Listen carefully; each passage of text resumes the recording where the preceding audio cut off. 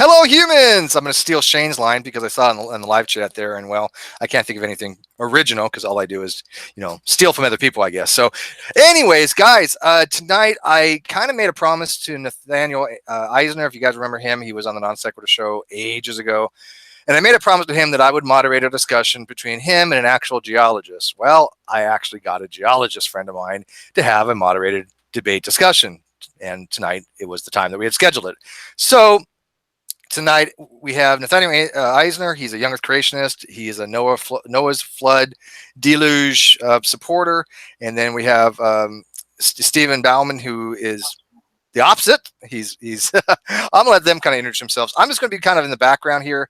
I'm gonna moderate, and maybe if you need somebody to kind of jump in for clarification purposes or ask questions at some point, I'll do that. But it's basically going to be you guys having a back and forth, 5 minutes each for the first couple times, and then just a free flow discussion. Sound good? Yeah, Steve, can I ask one huge favor?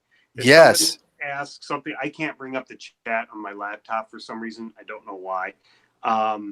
If someone asks a question you think is relevant, can you repeat it for me? Because I can't even look at it. Yeah, I'll, if there's questions in the live feed during the discussion, I'll just jump in and ask them. I mean, because like I said, it's going to be very informal. Alrighty. All right, so I got the live chat up. Rose Patton's in the live chat. Fuck you, Rose. Fuck you. No, I love you, Rose. By the way, guess what? I got Rose Patton to agree to come on the Non Sequitur show to talk about the Mandela effect. Yes, I did. Now, how cool is that? How cool is that be? Yeah. Yeah, I'm high on coffee right now, Shaggy. Shaggy's like good old Steve over explaining. I'm so loaded on caffeine right now. You guys don't even know. So anyways, start this off. Nathanael, introduce yourself. Take 5 minutes of your spiel, then we'll go over to Steve. Go ahead. Alrighty.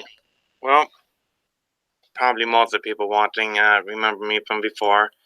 But, Father, we pray that everyone watching here or later or in the stream are led closer to you. And we pray that you help Baumann get over his cold quickly and easily. In Jesus' name, amen. Hallelujah. Yeah. I don't have that. I don't have the wave we do on Non Sequitur, so I just got to do it manually. Hallelujah. Okay, go ahead. So I figured we would start off with cross-bedding, because cross-bedding is a lot of places. Many argue that water cannot make cross-bedding deeper than 10 degrees. This is due to John R. Allen's article, Physical Process Sedimentation in 1970. Antichrists love this evidence against the global flood as evidence against the global flood, as the Cochineal sandstone crossbedding is 20 to 30 degrees. As a result, it is consensus that crossbedding is formed by deserts, due to Robert R. Schrock's article Sequence in Layered Rocks in 1949. He published that wind-blown sand can reach slopes of 33 degrees, which is very true, and they felt that sealed the deal. However, further experimentation in flume have been done recently, and this is original research by creation scientists. Okay, where's the stream button? I mean the screen share button. You're going to go over to the far left. There'll be a panel that pops up. The second button down is a green thing. That's a screen share. There you go. Thank you. Didn't use this last time. Alrighty. Really, it's not going to show those screens?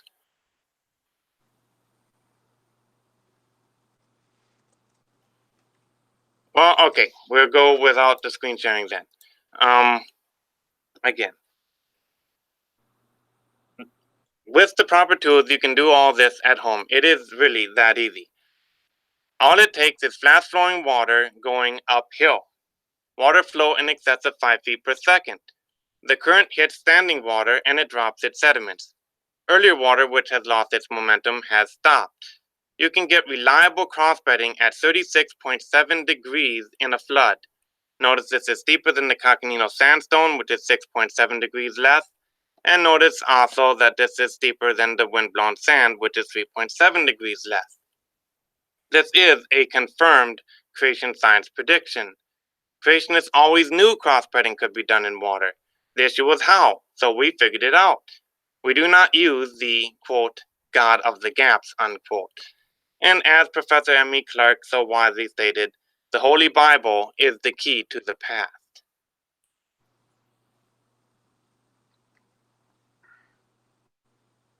That's my opening. All right. Do you want to just, Steve? Do you want to kind of like touch on that then? Yeah, I can. First, for those people who don't know me, I'm Steve. I'm a licensed professional geologist. I do only have a bachelor's degree, but I actually have published in 2 journals, lead author on 2, co-author on 1. So that's pretty hard to do for somebody with a bachelor's. But anyway, but I'm glad he mentioned crossbeds, because structural and sedimentology and geology are my thing. Sorry, I have a cold, so I'm going to be a little out of it when I talk. But we've all been there. Yeah, it's. I hate this. I thought this would be gone by now. The last paper that I published had to do with the Jacobsville group. It is a package of Precambrian, Neoproterozoic sandstones that correlate with what we call the Bayfield group in Wisconsin. It's mostly in the Upper Peninsula, Ontario, blah, blah, blah, whatever. The important thing is the Jacobsville has 3 main formations that correlate with the Bayfield, the old Bayfield group in Wisconsin.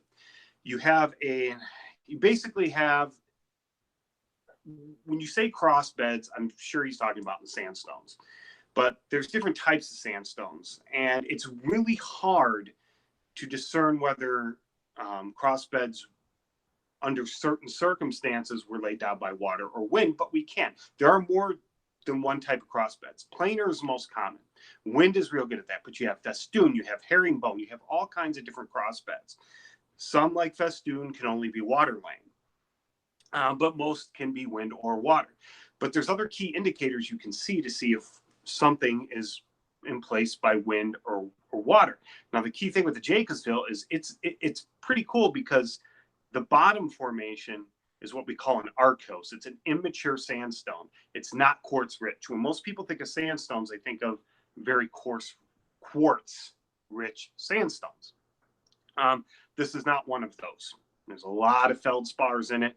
There's a lot of lithics in it.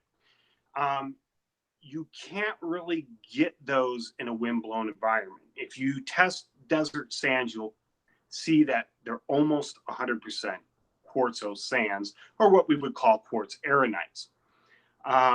Another key indicator that something was laid down by water is in wind-blown deposits of sand, you're not going to get a lot of clays and silts.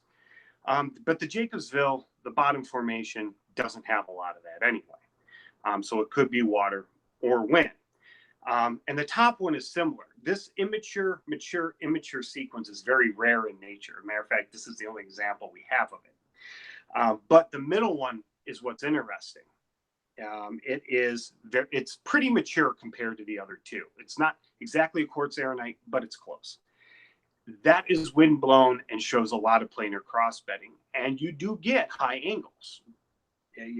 As far as I'm aware, there's no reason why you can't get high angles in water lane sediments too. If you had like a flood event of like a river plain or something like that, I don't see personally why you can't get ones like that. But you can see that like that middle layer, that has to be wind blown. So we had a drying out of the environment, and that is very clay and silt poor. So it has to have been wind related. So the crossbeds are there in all 3 formations. You've got to look for other key indicators too. You can't just look for crossbeds and say, yeah, that's water lane, because it might not be. I guess that's all I wanted to say for now. Okay. Nathanael? I mean, do you understand what he's saying? Do you understand? Yep, Are you getting I do. the Okay, good. I was following. Alrighty. So to deal with the wind idea, The conventional interpretation is fossil sand dunes, as aforementioned. Most people like to say that. However, if you think about it, you need water to fossilize anything. If these are sand dunes, this desert was suddenly flooded. There's no escaping that fact. Water is required to move the minerals to solidify. Besides, this desert was global in extent, since crossbedding is everywhere, but apparently some geologists like you, which is very respectable, will allow for water. And I'm really happy about that one. But it gets worse than that, since sand dunes do not make crossbedding. Sand dunes make strata in wave patterns. The layers go up, over, and down like a wave. You can bulldoze through one and see for yourself. This was done in New Mexico, and a picture was taken as proof, which sadly I cannot show because apparently it's not going to let me. The waves are visible at White Sand National Monument as well. Admittedly, some of those do have crossbedding in them. The problem is in the assumption that wind does it now. Observations eliminate evolutionism assumptions every single time. The wind is actually destroying the crossbedding. The top portion where we have wind action is horizontal. Wind is eroding the water-formed crossbedding. This is a #failed evolution prediction. The Holy Bible is the key to the past.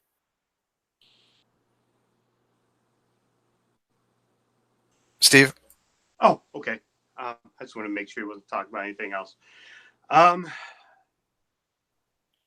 going to try to show with my hands, because I can't get this to work either, how you can get cross-bedding in an aeolian environment, wind environment. Okay, I assume most of us have seen sand dunes. And I don't think anybody would argue, like near a beach. I don't think anyone would argue that sand dunes are not of aeolian origin. Plus, they migrate. What happens was when you get a pile of sand, like a sand dune, or if you have a rock outcrop, you might get piling on one side. Which happens is you get the dune, the mound. And what happens is the wind comes up and will dump a layer here, then another layer here, then another layer here. And so you'll get a mound. Now, you can get erosion once this dune is established, because dunes migrate. You can get a leveling out, and you get the planar crossbedding. I don't know if that makes any sense. Like I said, I tried to do it with my hands here, and I don't think I did a very good job of it. But there's just no reason. I don't see where he's coming from in the statement that crossbeds have to be water lane, and that why we should see massive dune ripples in crossbedding of aeolian deposits. I don't understand why we would expect to see that. I've never heard that made as an actual prediction. Like I said before, you got to look for composition of the sandstones. Oh, and also something called, I forgot to mention before, another key thing for wind-blown as opposed to water lane crossbeds would be a coarsening upward sequence of the sand instead of a fining upward, which means the sand grades get coarser towards the top of the bed. And beds can exist in different sets too, called bed sets, but that's a talk for another time. I hope that answered that question. I don't know if it did or not. Well, I think my question would be, has anyone done this in a lab? You mean done water? Have they gotten wind-blown crossbedding in a lab? Honestly, my guess is probably yes, but I have never seen it. I do not know 100% if they have or if they have not. Well, that would be something to find out. It would be. Science is on observation, repeatability, testability. If they can't even do it in a lab, then it's really just an assumption. Well, you got to make sure you have the right kind of conditions too.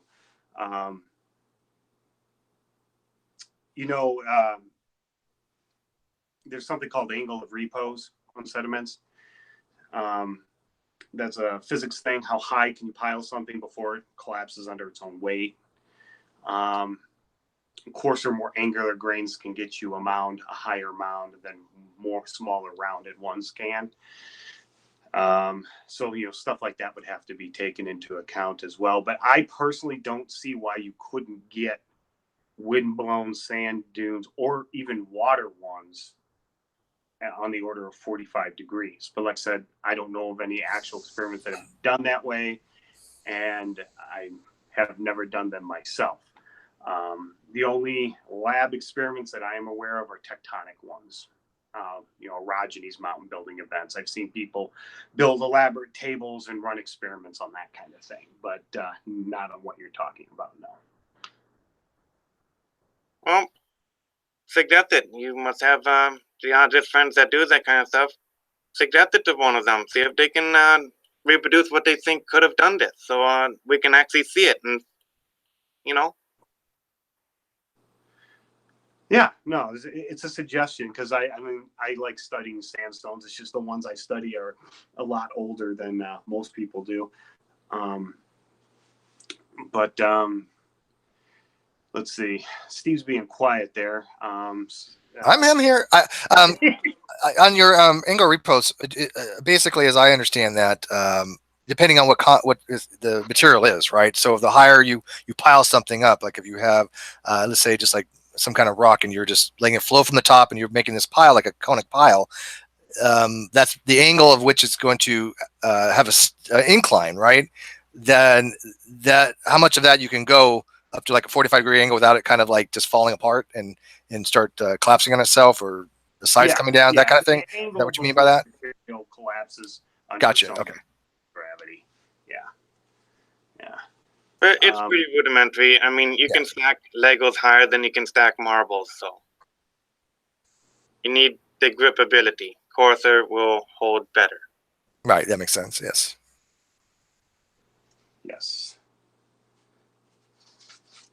Let's see. I'm trying to think. Sorry, my thinking is really cloudy today. I was sick last week, so I know how you feel. It just seems to be going around and is really annoying. It's supposed to be going up north next weekend. Let's see. Does anyone have any questions? I'm trying to think if I don't have any questions, but Nathanael, if I can kind of like narrow it down, can you kind of just state what the argument you're making is in like a one or two succinct sentence? Say, like, because we see this would indicate that kind of thing, that kind of terminology. So maybe the live chat can kind of follow along, because this is kind of a very technical type of a thing in geology. Yeah. Basically,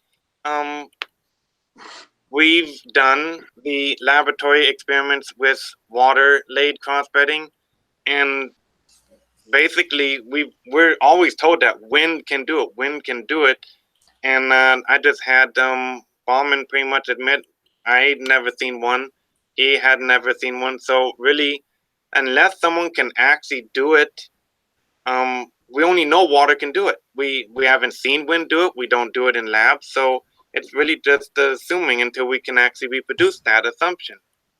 All right, Stephen, would a global flood produce the type of crossbedding we see? I mean, if something was on that magnitude, is that what we would expect? Well, let me go back here for 1 second. We don't, just because somebody hasn't run the experiment doesn't mean we haven't made the observation that we can get high angle crossbeds by wind. Okay. You could, like the sand dune analogy, you could dig one of those open and see if it has high planar crossbedding. You could also do what's called loess. This is windblown glacial silt called rock flour. That will also show, usually it's massive, but it will show high angle crossbedding as well. I mean, those are field observations you have to make. And yes, the origin is interpretive. But you'll never hear me deny that water will not make crossbeds. I know it will make crossbeds. Like I said, the Jacobsville group before, crossbeds laid down by streams and stream floodplains, alluvial, fluvial deposit we get them in water laying deposits. It happens. Now, Steve, what was your question again? I'm sorry. Oh, my question when it comes to the cross bedding, okay, so if you have a layer of rock, okay, and let's say it's inclined at some degree, and then you have some other layer below it that's sloping because of a cross strata type of thing, how is that? How are those laid down? So if we look at what we're looking, see some kind of cross bedding, how is that laid down from a water flow, from like sedimentation rates as opposed to wind? If wind was going to do something like that, Okay. So you want to know how you can tell yeah, basically water exactly. opposed to wind. Other than it's very hard. The coarsening upward sequence that you would get in alluvial type fan deposits is one indicator of that. That doesn't really happen from water. That's more mass wasting and downflow. I mean, you might get some streams on it, but that's definitely a terrestrial deposit. And desert pavement too. The desert pavement, you'll get a coarsening upward sequence as well because the finer stuff gets blown away on top, forming a hard, coarser layer. But very few cross beds, like if one's going this way and one's going this way. Now, we don't have a true unconformity there. That's not what's going on. But there's other clues you can use other than just the cross bedding itself to indicate whether it was water laying or wind blown. And I'm going to use marine cross beds here as opposed to stream cross beds. Marine cross beds, as far as I am aware, no one has ever seen high angled marine cross beds. And well, how do we know something's marine? Well, we look for that's what the discipline of sequence stratigraphy is. Usually if a sea comes in, transgresses and regresses, even if it's a little bit, you're going to get a definite sedimentary package that's repeated. And then, as it transgresses and regresses, as a sea does that.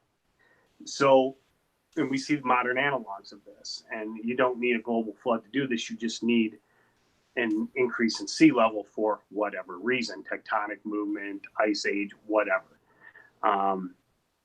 But as far as I know, in marine sediments, there are no massive cross beds because the ocean is a quieter place. Like, you don't see cross beds at 50 degrees in limestone. I don't know anywhere in the world that happens. And limestones are chemical precipitants or of biological origin. And usually if you have limestones, you're not going to have clastics or sandstones. It seems that once limestone deposition is initiated and precipitation from seawater begins, the clastic mechanism, that only happens if the clastic mechanism shut off. Did that answer the question at all, Steve? Yeah, I think that's pretty thorough, actually. Nathaniel? Well, the flood was not just an ocean, of course. You do understand that one as well.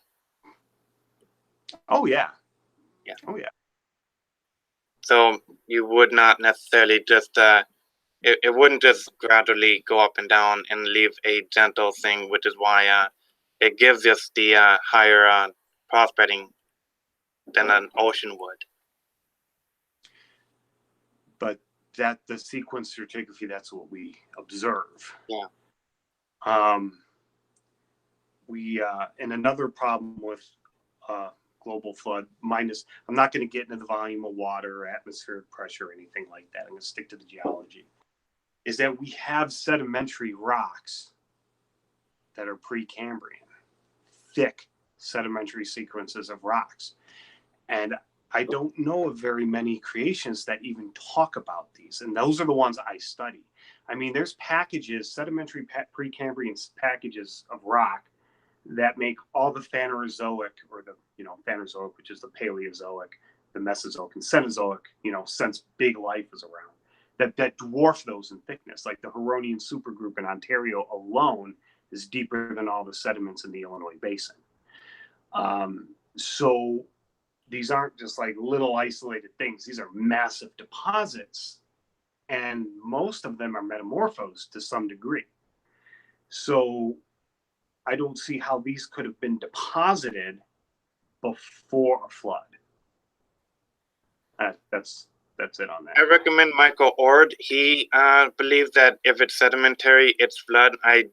That's one reason why I take issue with a lot of creationists, because they led me wrong in just talking about the Cambrian up, but there's a lot more to talk about than just the Cambrian, and they don't talk about that.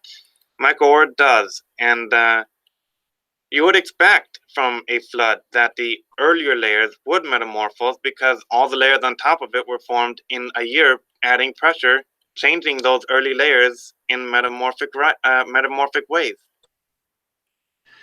Okay, a lot of those, and Horseshoe Harbor in the UP on the Keweenaw is a perfect example to see this in the Copper Harbor conglomerate. It's Precambrian. There are stromatolites. Obviously, we don't see any macrofossils. We just see the stromatolites. Stromatolites are very resilient, but they need shallow, stable water to photosynthesize. Mm-hmm. And they don't grow. And these are elaborate mounds. These are some of the best mounds in the world you'll ever see, and they're in the Upper Peninsula of Michigan. And they'll be like this. That takes time to grow. You can't super grow something like that, and you can't bury it deep underwater because it won't survive. It needs shallow water. And this one's in the UP, actually, that's probably a lake bed. It was a stable lake bed for a period of time. So there's those fossils that can't survive in deep, turbulent water. Okay, your turn. I'm done. So the stromatolites would only exist on shallow, slow moving, or even not moving water, correct? Rather than deeper, fast moving water, they wouldn't exist in that conditions, correct? That is correct. Okay, and when you talk, and Nathanael, when you talk about the metamorphic rock, correct me if I'm wrong, Steve, but metamorphic rock is some type of either igneous or sedimentary rock that's been under very high pressures, hundreds of megapascals and hundreds of degrees Celsius, which is like, I don't know, 200 Celsius, I think is 400 degrees Fahrenheit. So how would a flood produce those kind of temperatures and pressures to change this igneous or sedimentary rock to some kind of metamorphic rock? And let me ask Nathanael that first, and then you, Steve. Okay. Nathanael, how would that happen if from the flood? Well, first, the stromatolites, they would have grown before the flood, and then the flood deposited these pre-grown stromatolites into the layers, and then they got fossilized. So they didn't grow in that layer; they were deposited in that layer. And I think the strata, based on what I've heard from other geologists and Michael Ord especially, there was high rates of volcanism going on back there. Plenty of source for heat. Steve? Okay. The stromatolites definitely grew there in place because you see the mud mounds, which they, form the cyst or the center of where these things grew from, and it's in the country rock. So it's not like they're just balls thrown down. That the bottoms are actually attached to the country rock. So that's very strong evidence that they grew there in place. Now, of course, Nathanael probably knows this. You cannot directly date sedimentary rock. You need an igneous intrusion to do that. And the Copper Harbor does have some, but that's besides the point. As for these other Precambrian sedimentary packages, yes, Steve, you're right. It takes a great deal of pressure, but if the rock melts, then it's not being metamorphosed. The metamorphism takes place before melting. But you have different degrees of metamorphism, and for the sake of talking, I'm not going to talk about green schist facies or any of that. You have low, medium, and high. And what you'll see, and we see this in the Upper Peninsula, is you'll see like a ringing of metamorphism from an orogeny or mountain building event. Like you'll have high grade at the center, then you'll have medium amount past that, and then low grade past that, and then none. And these things are called nodes, and they follow ancient mountain chains. But a lot of these sedimentary units, these Precambrian sedimentary units, they will extend from outside the metamorphosed zone into the high metamorphosed zone and back out again. So they had to have been laid down before there was any sort of tectonic activity, faulting, or anything like that going on. I hope that answer the question? Yeah, that was fine. Nathaniel, did you want to add anything else to that? Because I mean, as he points out, that stromatolites, they're attached to the rock itself. They actually grew in situ, so they're not something that was just transposed to the rock because of some kind of flood or any kind of a water movement. Yeah, I've not actually studied stromatolites in any way, so it is totally beyond what I know. But it's also not geology, so it's not really exactly totally the topic. It kind of actually is, because they're attached to the rock, and the rocks are Yeah. geological in nature. Would you agree there? Yeah, I can agree with that. I mean, have you heard of stromatolites before, just out of curiosity? Because they go back, correct me if I'm wrong, I'm totally guessing, 3.8, 3.9 billion years, I think, Steve? Is that Yes. correct? Yep, Okay. that's correct. The maths go that. Yes. The mounds are more recent. Okay. Steve, do you want to ask them any questions? I'm trying to take care of 4 different things at the moment, so forgive me for No, I am listening. Trust me, I am paying it's attention. understandable, and I'm babbling technical babble, and no one cares about that. And you know, I have a cold. I actually like the technical babble. That's what I prefer, but I just got some stuff going on right now. But go ahead and continue. Oh, okay. I actually do have a question for Nathaniel. I want to know, what do you think about radiometric dating? I don't want to talk about carbon-14 dating. I want to talk about like uranium lead or uranium thorium lead or potassium argon. Do you know anything about those? If not, it's okay. But I would prefer not to talk about them in this video. I mean, if you want to, I can totally deal with that if we want to do another talk. But technically, radiometric dating is physics. So it's not exactly, I mean, you find them in the rocks, but they have nothing to do with the rocks themselves. Well, it's geophysics. It's geophysics, yeah. But okay. No, I'll accept his answer. If he doesn't want to talk about, that's fine. I understand that. See if there's anything else I can think of. Any other questions? If not, let me ask him. Okay, so Nathaniel, again, you're arguing that Noah's flood was an actual real event. So you're looking at the observations and you're trying to draw a conclusion that this event actually happened. What would be a different approach to say, okay, if if Noah's flood did occur, what should we expect to see as opposed to what we don't see? And then maybe Steve can kind of tell us again, if there was a flood, what would he expect to see as opposed to what we actually do see? Are there some similarities? Are there differences, discrepancies? But let me ask Nathaniel first. So, what would you expect to see if we saw the flood, and what don't we see as compared to what you would expect to do if the flood was a real thing that happened? Well, it's actually a very easy question to answer because this world matches pretty much exactly what I would expect to see if there was a global flood. This world is exactly what we'd want. And although there are puzzles, I mean, we're always advancing science, so we don't always know everything that water can do. And there will always be unknowns due to the fact that we don't know what the pre-flood world was fully, completely like. We don't know the arrangement of where this rock was and that rock. And I mean, you can draw hints from the strata itself, and why did this get eroded and dumped first than this one, and why did these fossils get picked up first than these. But the pre-flood world, God's goal was to destroy man, destroy everything we had done then, and then destroy the earth so that we could not become so evil again. And he accomplished that fact because we can't tell what the world really was beforehand. Okay, but that doesn't answer my question at all, though, Nathaniel. You're just asserting we see what we're supposed to see. I need specifics. What would you expect to see specifically if there was a flood, and what do we see as opposed to what we would expect? You just asserted we see what we're supposed to see, but you didn't give any details of what those observations actually are. So can you give us some examples? I think what he's trying to say is he wants you to make a prediction of what you should see. Yes. Yeah.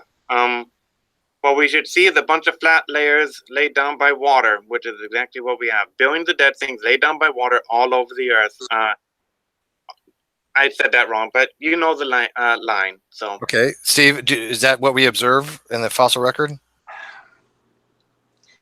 The law of okay. The law of superposition? You're going to go with that one? Yes. Yes. Laws and original horizontality and lateral continuity and all that. Simply state that I feel proud when I get something right in geology because that's so weak in it. Undisturbed sequence of surface deposited rocks, they will be laid down flat lying. The key words there is undisturbed and surface. The reason for that is we can have dikes cross-cutting entire sedimentary layers, but that's not a surface deposit or a stock or a batholith or something like that. But those rocks don't stay like that. And that's the problem. We see structures, and structural geology deals with basins, anticlines, synclines, orogenies, thrust belts, all that stuff. How the rocks have been deformed. Have they succumbed to brittle or ductile deformation? All that stuff. And a flood can't really explain that. Like, a perfect example of this would be in Glacier National Park, out in Montana and Alberta. You have what's called the Lewis overthrust. This is it's basically Precambrian rocks over Phanerozoic rocks, mostly Mesozoic. These have been thrusted over. Now, I don't know, there are clues to show how this happened and to look for that show that it wasn't water done. But that aside, this is an overthrust that has moved 65 kilometers inland and is essentially the size of an entire state. I don't see how water could do something like that, especially in a short period of time, and not just obliterate the planet. That's the kind of thing that happens slowly over time in an orogenic event like the laramide orogeny, which is responsible for a lot of this stuff out west. I guess that's it, Steve, on that. alrighty. Did you catch that, Nathanael? Of basically the law of superposition, if I remember, is basically that if you have undisturbed, as he said, has to be undisturbed rocks, sedimentary layers of some kind, basically in a relative dating method, you're going to have the oldest rock layers at the bottom, the newer rock layers at the top, right? Yeah, that's superposition. If you're talking about a chronological sequence of some kind. Yes. Yeah. Okay. Yes. And in a relatively undisturbed, the four basic laws are very closely tied. And lateral continuity is another one, but I don't think that applies to this discussion. So. Okay, Nathanael. By the way, just FYI, I don't know how long you guys want to go. I drank a lot of freaking coffee today. I'm not going to front. But at some point, maybe an hour into it, we're about 40 minutes in, I guess. If you guys want to open this up for people to come in, I don't mind opening up the Hangout. I know Milwaukee Atheist is in the live chat. I haven't really had a chance to talk to him, so I wouldn't mind having him come in and saying hi, and maybe a few other people. That's completely up to you, or I can start another feed if you guys want. It's completely up to you. I'm okay with you opening it up, Steve, because I don't know how much longer I can. I know you're not feeling too well. I get that. I can see it in your eyes. Plus, this is giving you a headache for other reasons, I'm sure. But Nathanael, you okay with that? I was actually just hoping to talk to Baumann. Okay. Well, how long do you want to go? Because we can go a few more 1 to 2 hours. So that was my thought. You said an hour, right? Total. Sick. I was sick last week. You don't want to do nothing. Yeah, so let's do this for like 20 minutes. If you want to stick around after that, Nathanael, you're more than welcome to. And then I'll kind of open it up. But yeah, and by the way, guys, go listen to Stormseeker. They're a pirate metal band. They're amazing. Go listen to Destined Course or The Longing. They have Patty Gertie playing for them. She's an amazing a Gertie player. She's gorgeous too. Just flat out, just Irish, red hair, green eyes, just the whole 9 yards. But yeah, I like that kind of music, so throw that out there. Anyways, off topic. But you know how we go here. We're just really like. That's fine. This is not a formal debate, guys. This is really as informal as you can possibly get because we're just chilling. But Nathanael, go ahead. What else you got for Steve? Alrighty. Since you brought up the principles of stratigraphy, they were actually invented in 1667 by Nicholas Denonis, who was actually a creation scientist, and he published them in his dissertation on the examination of the shark's head. He knew of fossil shark teeth atop the mountains that they indicated a global flood. He also published 3 correct principles of stratigraphy, which are still used today, which is the principle of original horizontality, the layers were originally horizontal, the principle of lateral continuity, the layers were laid continuously, except were obstructed, and then the principle of cross-cutting discontinuity, which is the invading bodies happened later. He did not publish the 4th principle of stratigraphy until 1669, that is 2 years later, in his most famous work, namely superposition, where the lower layers are laid down first. This was after he had deconverted from being a creationist when he became a Catholic. I am not totally sure why becoming a Catholic did that to him, but that's what happened to him. His original conclusion in his original work 2 years earlier was that one tidal wave could do multiple layers. And this is now a hashtag confirmed creation science prediction. Due to the 2004 and 2011 tsunamis that have happened, the 2004 especially, that tsunami single-handedly falsified superposition because it laid down multiple layers per wave. Mount St. Helens in 1980 furthermore falsified superposition. The thing that Steno had noticed when he made this previous superposition principle was that in the Apennino Hills near Florence, there was interbedding, which is multiple layers interacting by thinning and thickening, and you can find interbedding near Kodachrome Basin in Utah. He also found blended strata, where the division is not clean cut but mixed up. Both of these demonstrate simultaneous deposition, as the 2004 tsunami also proves. The principle of superposition is now a failed evolution prediction. As a matter of fact, it was known fiction the day it was proposed. Okay. Nathaniel, first, I would like to thank you for admitting that a lot of early geologists and stuff were actually creationists and men of the Bible because they were going to look out for evidence of a flood, and they end up finding evidence of ice. But that would be the later 18th, 19th century ones. I'll get back to Steno in a minute. I just want to thank you for admitting that, because I know a lot of younger creationists that say won't even acknowledge that. So I'll give you props for that. I haven't met many of them then. The ones I've talked to, that they like to sit there and say, like Hunton and all them, that they were firm atheists and all that crap and whatever. What I was going to say? Oh yeah, Steno. There's some things about Steno. I don't know his personal belief system. I do know that the 4 core laws were his, and what they are. 1669, like you said. But we didn't have a firm understanding of how things could work. Like, we didn't even have a real good understanding. Actually, I would argue we didn't have a good understanding of Earth processes up until the mid-20th century, when we discovered plate tectonics and could radiometrically date things accurately. Before that, it was more of, well, I see this. Could this be something that occurs? And he proposed that, and it is a law. But like I said, it's only in undisturbed sequences. We do get effects of beds intertonguing, or as you said, interbedding. It's real common in glacial deposits, especially on front of end moraines and stuff like that. So that happens, but there's a difference between lithostratigraphy and chronostratigraphy.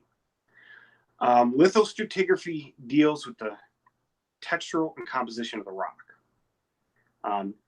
When we classify rock units, when we talk about X formation, Y formation, we don't care when they were deposited. That's irrelevant. What we care about, and this is where lateral continuity comes in, is the physical composition. Can I trace this over a far distance? What are its core characteristics? Does it vary? Do I divide this out into members, or is it just a formation? So the law of superposition, just like I said, it's been refined like a lot of laws of nature have been, is that in an undisturbed sequence of rocks. But the thing, you gave Mount St. Helens as an example. That's not an undisturbed sequence of at all. A volcanic eruption is very disturbed. Depending on the type of volcano, you could have lava, you could have pyroclastic flows, a mixture of stuff. And a flood is turbulent too. I mean, it's not undisturbed either. No, you're right, but we don't see that over the entire planet. If we did see something like turbidite deposits on a global scale, then yes, but we don't. It's I don't know. Well, can I just point out that when it comes to like Steno lived in the 1600s. Yeah, 17th century. 17th century, 1600s. So when he founded this principle of stratigraphy. Oh my God, I hate that word. Stratigraphy. But stratigraphic layering and like you said, the chronological versus lithographic. But these are going back like 400 years old kind of principles, right? We've changed the way we approach the methodological dating methods from both relative and absolute dating methods. Would you agree, Nathanael? So yeah, he was a creationist. He was a biblical literally a young earth creationist for all practical purposes. But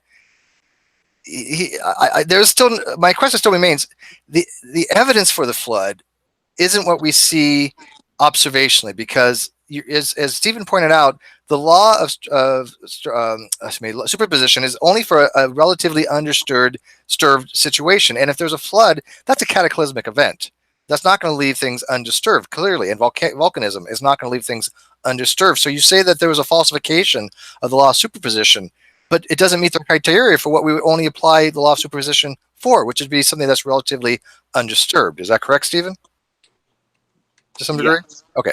So, yes, it is. And like you said, and I meant to mention this before and I didn't, I'm sorry. Neptunism. I don't know if either of you know what that is. This, I believe, was a 19th century hypothesis, which basically stated that all rocks precipitated out of seawater. Yeah, by crystallization methods. Yes. Yeah, yeah. Mm-hmm. See, so even at that point, we didn't have a firm understanding. But now we know things like granites do not precipitate out of seawater because we can melt rocks in labs. So, I mean... So basically, they thought that like seawater would like evaporate and you have like a crystalline structure, and that would form like or precipitate directly out of it. Oh, directly out of it. Okay, so you have some kind of precipitation out of the solution, and you have a rock form. That's how they kind of as I understand, I don't. Pretty much it in a nutshell. Yeah. Okay. Mm-hmm. Yeah, that's a bizarre way of. But you know what? I guess back then they didn't understand things as we do now, right? So looking back, that would have been kind of a viable hypothesis from their understanding for Neptunism. So yeah, it was a viable hypothesis. Sure. And it was falsified, like any good, you can falsify hypotheses, and it was falsified. So. All right, Nathanael, you got anything else? Well, he mentioned plate tectonics in there as a big thing that was an advance in science. Interestingly, a creation scientist was actually the first to propose plate tectonics in 1858, Antonio Snyder Pellegrini. His book is translated as The Creation and Its Mysteries Unveiled. Antonio made his proposition based upon several facts, including looking at a map, the continents look like a giant jigsaw puzzle, and plant fossils in Europe and North America are very similar, as if they were laid down together. And then the Holy Bible presented a plausible mechanism for the shift of the plates. Dr. Steve Austin has dubbed this as continental sprint. It is better known as catastrophic plate tectonics, or CPT, a leading flood model by Dr. John Baumgartner, which is now a confirmed creation science prediction, because we know that plate tectonics is happening, and it did happen. Alfred Wegener did not publish his continental drift until 1912, and he is the one typically credited for the idea, but falsely. This was 54 years later, when the RMS Titanic sank, ironically. It is possible he plagiarized the idea from Antonio. I've heard that from some people, but I do not know enough if he did or not. And merely edited it to conform to evolutionism assumptions. Whether they did that or not is it shows the modern bias by crediting him instead of the person 54 years earlier. Okay. I'm glad you mentioned CPT, and I'll come back to that. As for the guy you were talking about, yes, I am aware of him. He did notice the continents fit together, but he also wasn't the first. I think the first documented, I could be wrong, it's off the top of my head, is 16th century, somebody noticing and proposing that maybe all the continents were together at once. Now, that was never really accepted, and even in Wegener's time. Wegener, when he was a meteorologist, if memory serves, so he wasn't even a geologist, which is fine. He actually was the first one to put together how they would fit, and he didn't. His biggest flaw in his continental drift is he never proposed a mechanism.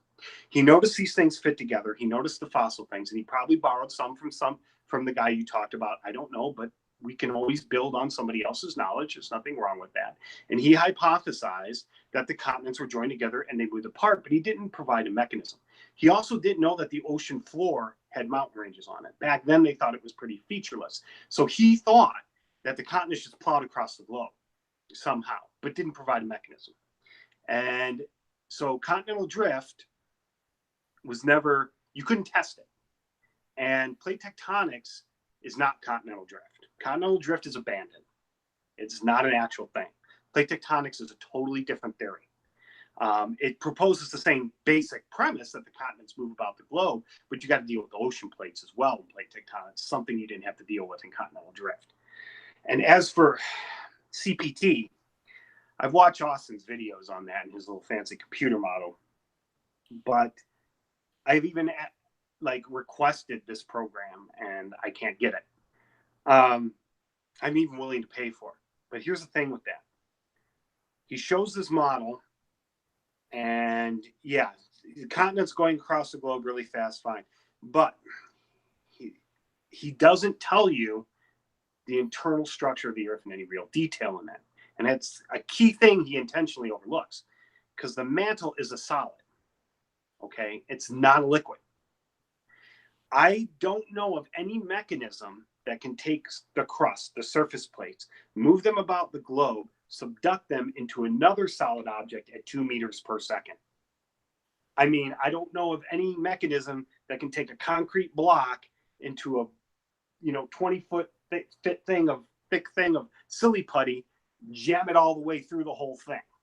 See what I'm saying? It's not a physical possibility, and he ignores the physics. His models are only good if they make accurate predictions. Models are only good in the, mathematical models as well, are only good if they represent observation. I don't know of any solid object that can be jammed through another solid object and not create a massive, cluster F. And, it just doesn't, it doesn't make any sense. I'm sorry. I'm starting to ramble now, Steve. No problem. Yeah, that's fine. I think you got the gist of that out in some way. Nathanael. It's interesting because you're only the second person I've ever heard say that the mantle is a solid. The first one was Dr. Walter Brown, who I actually found out that he said it through Real Science Radio. So you're the second person, only the second. No one else is atheist or creationist has ever said that before. The mantle? The mantle is solid, but it's plastic deformation, right? Yeah, no one said it. You're the second one. So really? I've always learned the mantle was solid, but I mean, there's some deformations in it. It's not like the iron core. That's why I use the silly putty analogy. Yeah. If you pull silly putty slowly, it deforms, but if you pull it quickly, it breaks. Yeah, but that's still a solid, but that's based upon your Young's modulus. Yeah, the only liquid inside the Earth is the outer core. Yeah. So yeah, the inner core is a solid, but the outer core is going to be a liquid, right? Yep. Yeah, that's how. Well, here's my question right at this moment for Baumann. What if there was a way that you could melt the mantle? Could things move then? If you were to melt it just temporarily, if it could you? Well, yeah, if you turned it into a liquid, you could push the solid through a lot easier. But how do you do that? You need to provide a mechanism. You need energy. Liquefying. You need lots of energy. And also, correct me if I'm wrong, that would actually probably cause major disturbances in the Earth's rotation, would it not? Oh, magnetic field, everything. Magnetic field, everything, not yeah. talk about any of that. I'm trying to stick the best I can. Right. But you're right, Steve. It would wreak havoc. The planet wouldn't survive. Yeah, that's what I'm thinking. It would be a catastrophic destruction. Yeah. Give me 1 second. I'm getting you. That's fine. You know, I've kind of noticed that. By the way, there seems to be a trend when it comes to young Earth creationism. Is that if young Earth creation was true, like a lot of things would end up to our complete destruction.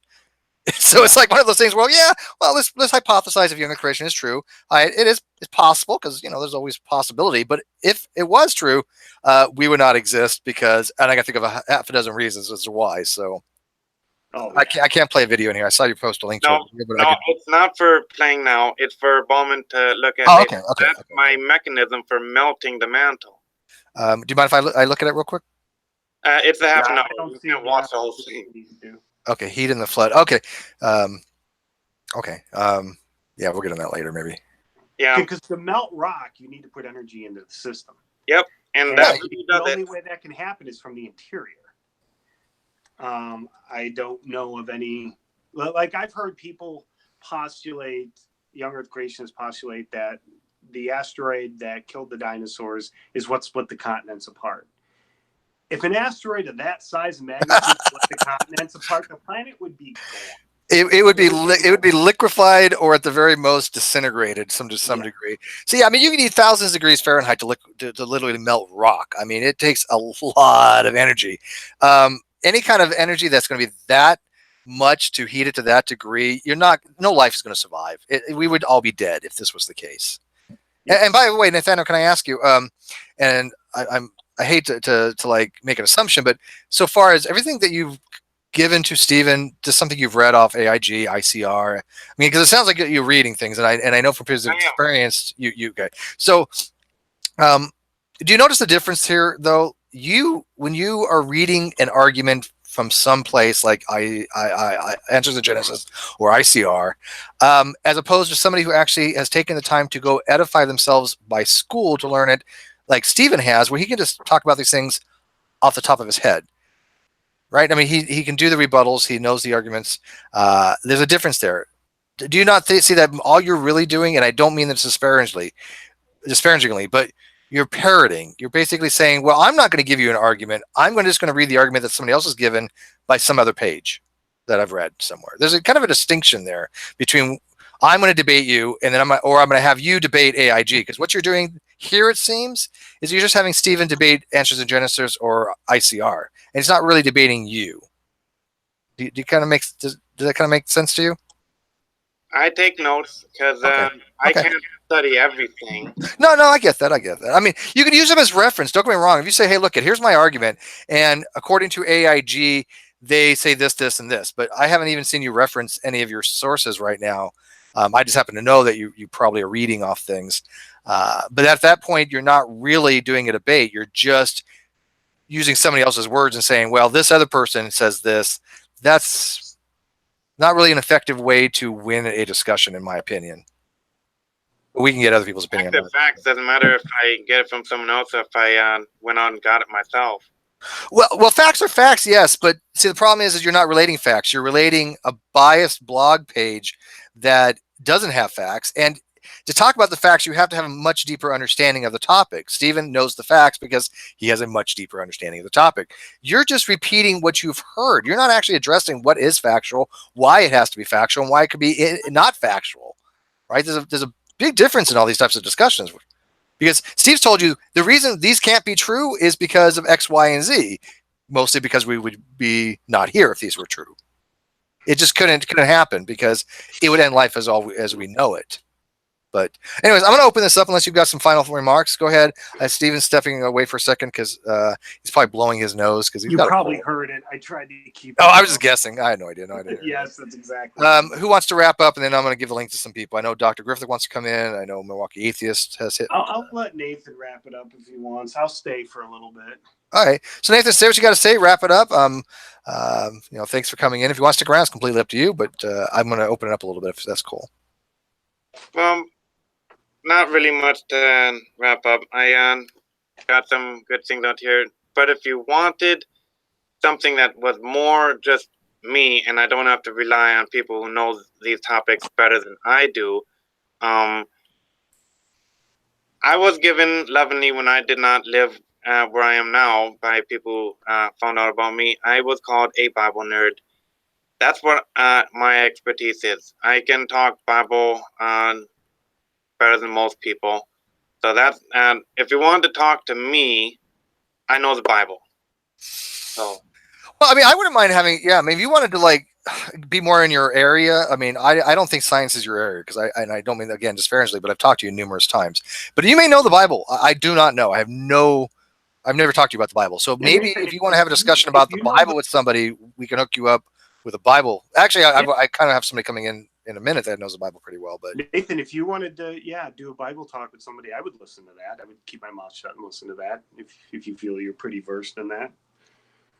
Who would you want to talk to, by the way, Nathanael? I know a lot of obviously people. So what would you want to see? I don't know a lot of people, so I'll figure out somebody. Pikachu, can you hit me up on Twitter? Because there's a lot of Pikachus, and I know I have you as a friend. I just don't know which one you is. So hit me up on Twitter, and I'll give you the link. How many Pikachus could there possibly be, Steve? Well, actually, I found a direct message. There we go. I got him. Well, there's a lot of Pikachus, but I forgot I have him get direct message him. So Pikachu's popular. What do you want? Are you dissing on Pikachu? Just like Princess Luna's popular. I got to show some people in here. Princess Luna. Okay, so that kind of wrapped it up for you. Yeah, I'm good. All right, and Steve, you want anything? No, I'll stick around for a little bit. If anyone has any questions of me, I'll be happy to answer them. Sorry, my voice is starting to go. No worries. Hey, Lawrence, welcome, buddy. I haven't had Lawrence in here before. He's a Milwaukee Atheist. He actually does MythCon type stuff. I think you're one of the main organizers for it, correct? I used to be. Used to be. Okay. Yeah. After now you're nobody like the rest of us. Okay, gotcha. Yeah. After the fourth conference, I was like, this is going in a direction I don't really want to go. So yeah, and by the way, that's a shame. I don't know if you really want to get into all that, but I can just say that going in the direction of the social justice warrior kind of stuff, huge mistake. And it's still called MythCon. I don't get it. Myth Information Conference. They're still doing that. Like, fine, have the conference. This is why I drive through Milwaukee and don't stop. How did that happen? I mean, I hate to bring it up because it's probably a sore spot to you a little bit, but oh no. How did it happen? Okay.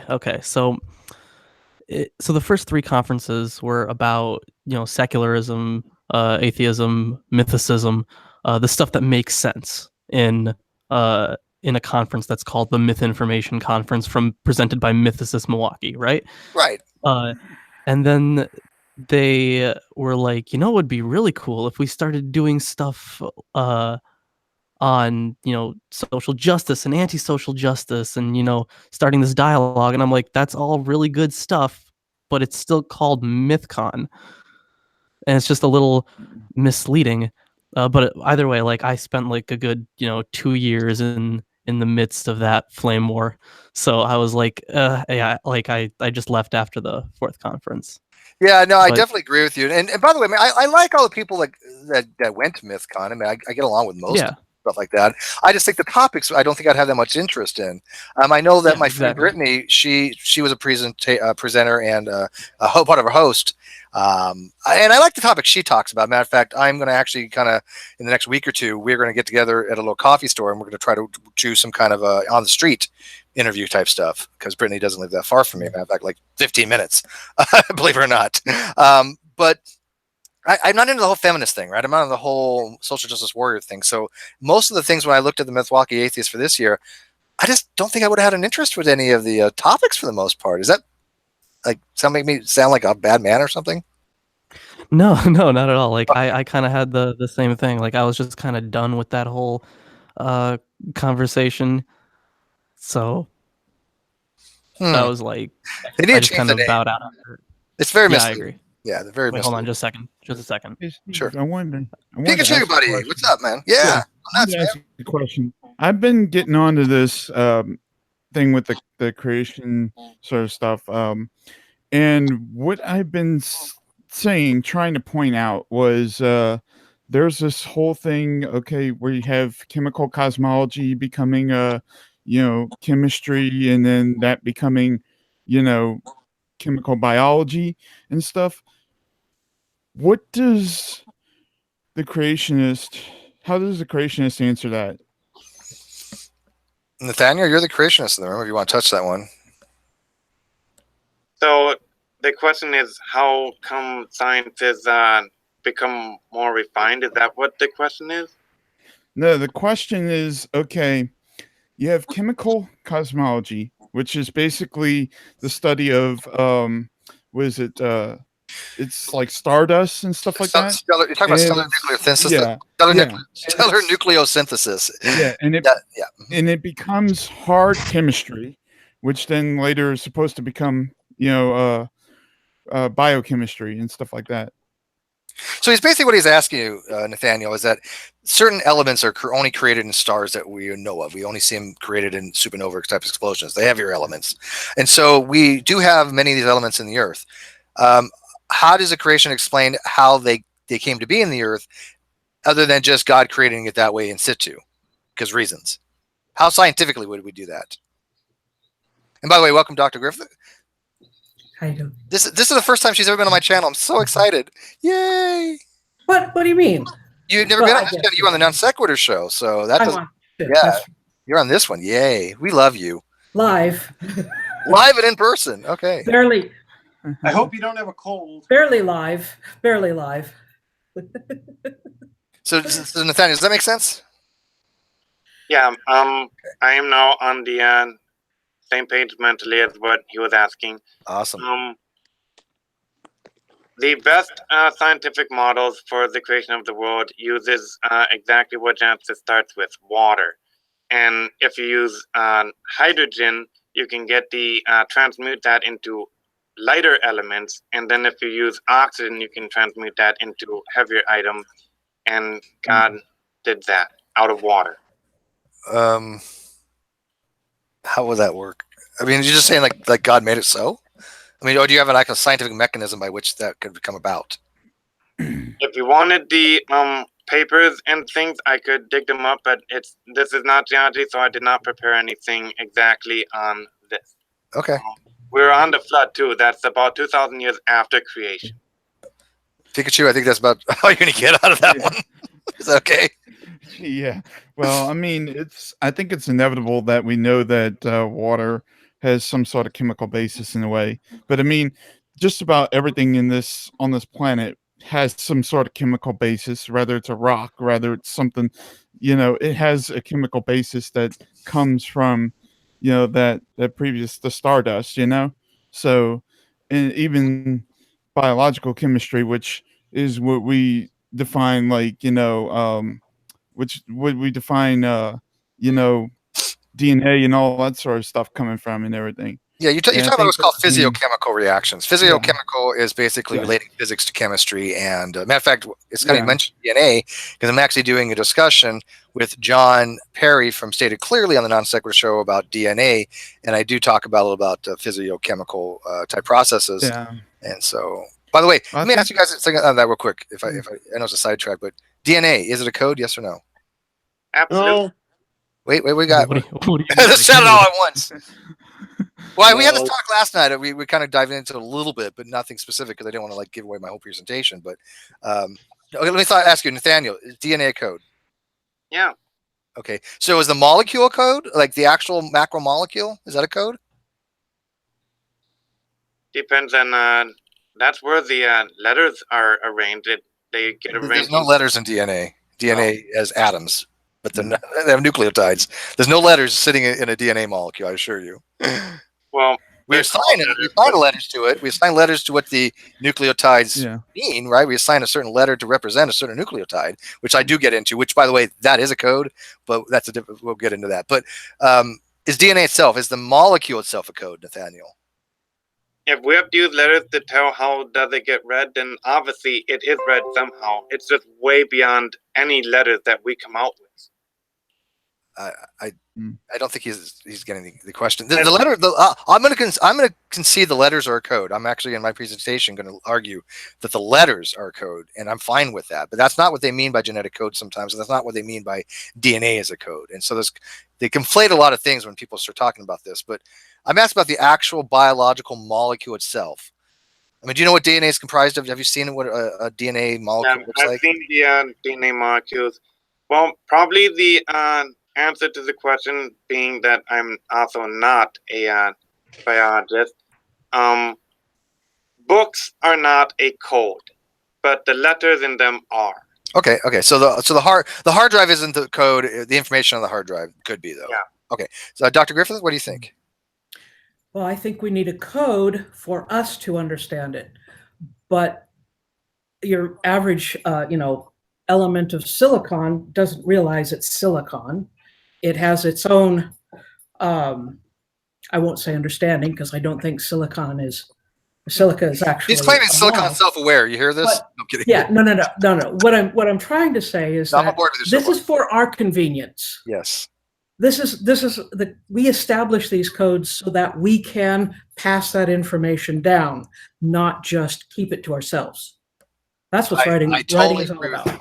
Yes, I totally agree with you on that. By matter of fact, the fact that we assign a specific letter to an element, that actually is, to me, a code. And I'll explain why in my presentation. So like the periodic chart, like H for hydrogen, H is a code. And like I said, I'm going to save the reasoning why for my presentation. But if you really get into what code is, that is exactly what a code would be defined to be, is replacing a primary symbol, which is hydrogen, with a secondary symbol, which is H. So that's what the code is. You're encoding hydrogen, that symbol, that string, into a single letter that by mutual compact, like me and Dr. Griffith, if I say, hey, H is now representing hydrogen, she knows how to translate that. She knows how to decode it because I've given her the knowledge from like a code book to do so. But historically, we moved out of alchemy and into chemistry when we developed, I think it was Morozov, developed, or Mendeleev, developed the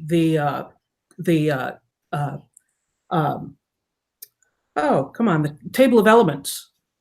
Once we had that organization and we got that figured out, then we could start using our knowledge of chemistry to make new things. But we needed something else before that. We needed that code. Okay, let me continue on the path here real quick and everybody's response. By the way, real quick, Dr. Griffith, physics or chemistry, which was more basic? I love asking these kind of questions here. You're going to find it in my Hangouts. This is what I do because I love to get people's responses and see what they think. There's no right or wrong answers for some of this stuff. Sure. No. I'm a technology person. So I'm going to say, of course, physics. I love you. God, you're awesome. Okay. Pikachu, what say you? Physics is good. Chemistry sucks. Chemistry is hard, but yeah, I think it boils down to more physics and chemistry. Hey, but Steve, if you ask a chemist, they're going to argue with that, just by the way. Oh, yeah. Yeah, so... Steve, would you consider the positive and negative charges on atoms or magnetic field? Would you consider that code as well? Or in some plus or minus? The plus or minus is symbolism. Yes, that's a code. But you got to also remember that the arbitrary assignment of these charges are just that. They're arbitrary. There's nothing intrinsic on an electron that's negative. Right. In fact, as you know, and people may not know this, there's a huge misconception of electricity because it was misunderstood to begin with. They think of current as a flow of water. They think of as an analogy, right? They think of current as a flow of electrons. But anybody who's ever looked into electronics knows that that's not true. Current is the flow of electron holes, not the flow of electrons. So it's actually a positive. So it's actually a positive that's flowing for current, not negative. But unless you look into that, you're going to go by the analogy of, oh yeah, current's just flowing water, which is a great analogy. Oh, it's a flow of electrons, which is a great analogy. but it's works. not realistic. Yes. It works well if you're working in 110 or 120 volt and you're wiring a house. But if you're working at micro level charges of DC, then it makes a real difference. Understanding positive and negative. Once you get beyond into the transistor and you understand moving beyond the valves into transistors, and then you've really got to know what's going where. I mean, you can wire a house, no big deal. I can do it. Awesome. Yeah. By the way, Chris, yeah. I'm getting a biologist in here who actually is an expert in genetics, and so I'm going to have him come in here because I want him to try to poke holes in my thing here because I'm going to be presenting this. So I want it. This is how you actually do it, Nathanael. You want an expert to come in and try to poke holes in your argument, which is not really. Well, it is my argument, even though I've got it from multiple sources, aggregate. But anyways, let's go Pikachu real quick. You, and then what do you think? DNA code, and then I'll ask Lawrence. I don't know. I mean, kind of hard to say. I mean, there's a lot, like, I think about physics, technology, the accelerated progression, et cetera, et cetera. It's just that I think that there's some sort of I guess you could say connected sort of basis or whatever. But the thing is that even in Pokemon, there's an idea that there's a philosophical idea where eventually, you evolve to a stage where you start controlling evolution and you start controlling other sort of stuff. But yeah, I think physics in the long run is pretty complex, But it's But I DNA mean, code. chemistry could be too, yeah. DNA code, yes. Just either or. I'm gonna go with the same thing you guys said. All right. Go bandwagon fallacy. Awesome. Just join. Yeah. Okay. No. Yeah. All right, Lawrence, what you got for us? I think it boils down to what you mean by code. You know what? I love when people ask that, but in these kind of questions, define it the way you want. Say yes, it's a code, and then give your reason why you think it's a code. Give your definition. You don't have to use mine. Well, I mean, through the definition of code I use, which I can't, exactly define right now. Sure. I would say no, it's not a code. Stephen? Well, DNA itself, no, it's not a code. Okay. No, I don't think it is at all. All right, so most people don't, and I agree with them. Christopher comes in; he does think DNA is a code, and like I said, he is an expert in this. Although I have 3 PhDs that I'm working with that are on this presentation, all 3 of which, one's in biology, which is Dr. Mays, one's in epigenetics, which is Dr. Frank Stearns from Johns Hopkins University, and a guy named Epigenetics from Twitter. You guys may know him. He's everybody's favorite epigeneticist, PhD. They've all 3 given me really good insight, and all 3 of them absolutely hate the fact that people call it a code. So. Christopher, I sent it to you in an email. So check your email. So, but again, there is a code aspect. It depends what you mean by the genetic code. I'm arguing it should be a genetic cipher, and I'm going to give reasons why I think it's a genetic cipher. But the code, if you mean A, T, C, and G, fine, that's a code. But that again, that's an intelligence, right? I've assigned those letters to stand for the first letter of the nucleotides. And I have conveyed that, let's say, to Dr. Griffith. I said, hey, Dr. Griffith, to decipher this code, A, T, G, and C, you have to know the full name of the nucleotides because this is what I'm standing in representing for them. That's how codes, to me, work. That's how they're used and defined in cryptography. Yeah. So that is why. That's a good word for it. Yeah, I'm going to explain why I think it's more of a cipher than anything else. And I am going to be using a little bit about Shannon information. But, I mean, Dr. Griffith has studied things like the Enigma machine and cryptography a little bit. So I want to kind of make sure that she can try to poke holes in my analogies as well, because the way I'm understanding code and cipher, I think that I can make a very strong argument that it isn't a genetic code. It's more of a genetic cipher, and that the only part of the code is the fact that we're replacing secondary symbols we're replacing primary symbols with secondary symbols. More like an abbreviation, yeah. Yeah, well, I wouldn't say it's abbreviation because you can use any random symbol. I could say that, like car can mean nuclear weapon, right? I can just say, hey, the car is fast, meaning the nuclear weapons are launched. You have no idea what those words substitute it means unless I give you a code book to break it. Unlike a cipher, all you need is an algorithm, right? For any kind of substitution or Caesar cipher, you just have to know what the algorithm they used was. And if you know that, you can decipher the message. You don't need a code book. So anyways, Christopher, let me present you real quick. Sorry about that, buddy. And I just want to say that I love the CRISPR-Cas9. I love that shit. That's great. That's a great name to go by. Yeah, well, and I did it before it really took off in the popular media, so got that going He for was me. cool before it became popular. Yeah, he was Yeah. like, look at You know, me. I know what this means before all the rest of you smucks are telling you. I'm gonna say I did that too because we had some there's some videos on my channel about that. Long story short, by the way, the other guys you may not know, CRISPR-Cas9 actually got introduced to the community because he actually had a paper that we didn't know about. He didn't write it, but he knew of a paper that he sent us dealing with the bond strengths as far as the decay rate of bonds in DNA. And it happened to be something that we were looking into at the time when it came to the degradation of DNA. And it was like the perfect paper we were looking for. So that's how I'm always going to remember CRISPR, because he just had the right paper for the right job. Well, so thank you for that. Do you remember that? The funny thing about that was, I heard Fiona talking about wanting it, and everything kind of died down. And I found this paper. Great paper. Great paper. After she was talking about it, I found it, and then everything kind of died down, and I assumed that the issue was kind of solved. And then, like 3 or 4 months later, it comes up again, and I've already got this thing now. It's just like, all right, well, if it's still a big deal, I'll bring it out. But do you think? I got to ask you. I know I hate going off on tangents. No, I don't. I love them. Do you really think Ronnie ever read that paper? Well, I sent it to him. Yeah. He read at least the abstract and then misunderstood it, and then launched into a surprise to no one. Because he was convinced that the Wolfenden said something about the interest in this being that we know that there are all of these biological catalysts, but we need to also know what the rate would be without catalysts. And Ronnie took that to mean that what this paper was about was the development of the biological catalysts, which is stupidly wrong. Christopher, I kid you not. I kid you not. I had a hangout, and it was in his hangout, by the way, because he's never been in mine. He's never been in this room ever. He's that scared. But I was actually in a hangout with him once, and he was talking about catalysts, and I actually had to explain to him the catalyst lower activation energy to make a reaction occur. And he said I was wrong. I wish I could say I'm surprised by that. I'm like, what do you think a catalyst means, Ronnie? I just at a loss here. It was bizarre. It was bizarre. But anyways, yeah. So okay, so you think DNA is a code. So do you guys mind if Christopher and I go after that? Right on that. DNA is a molecule.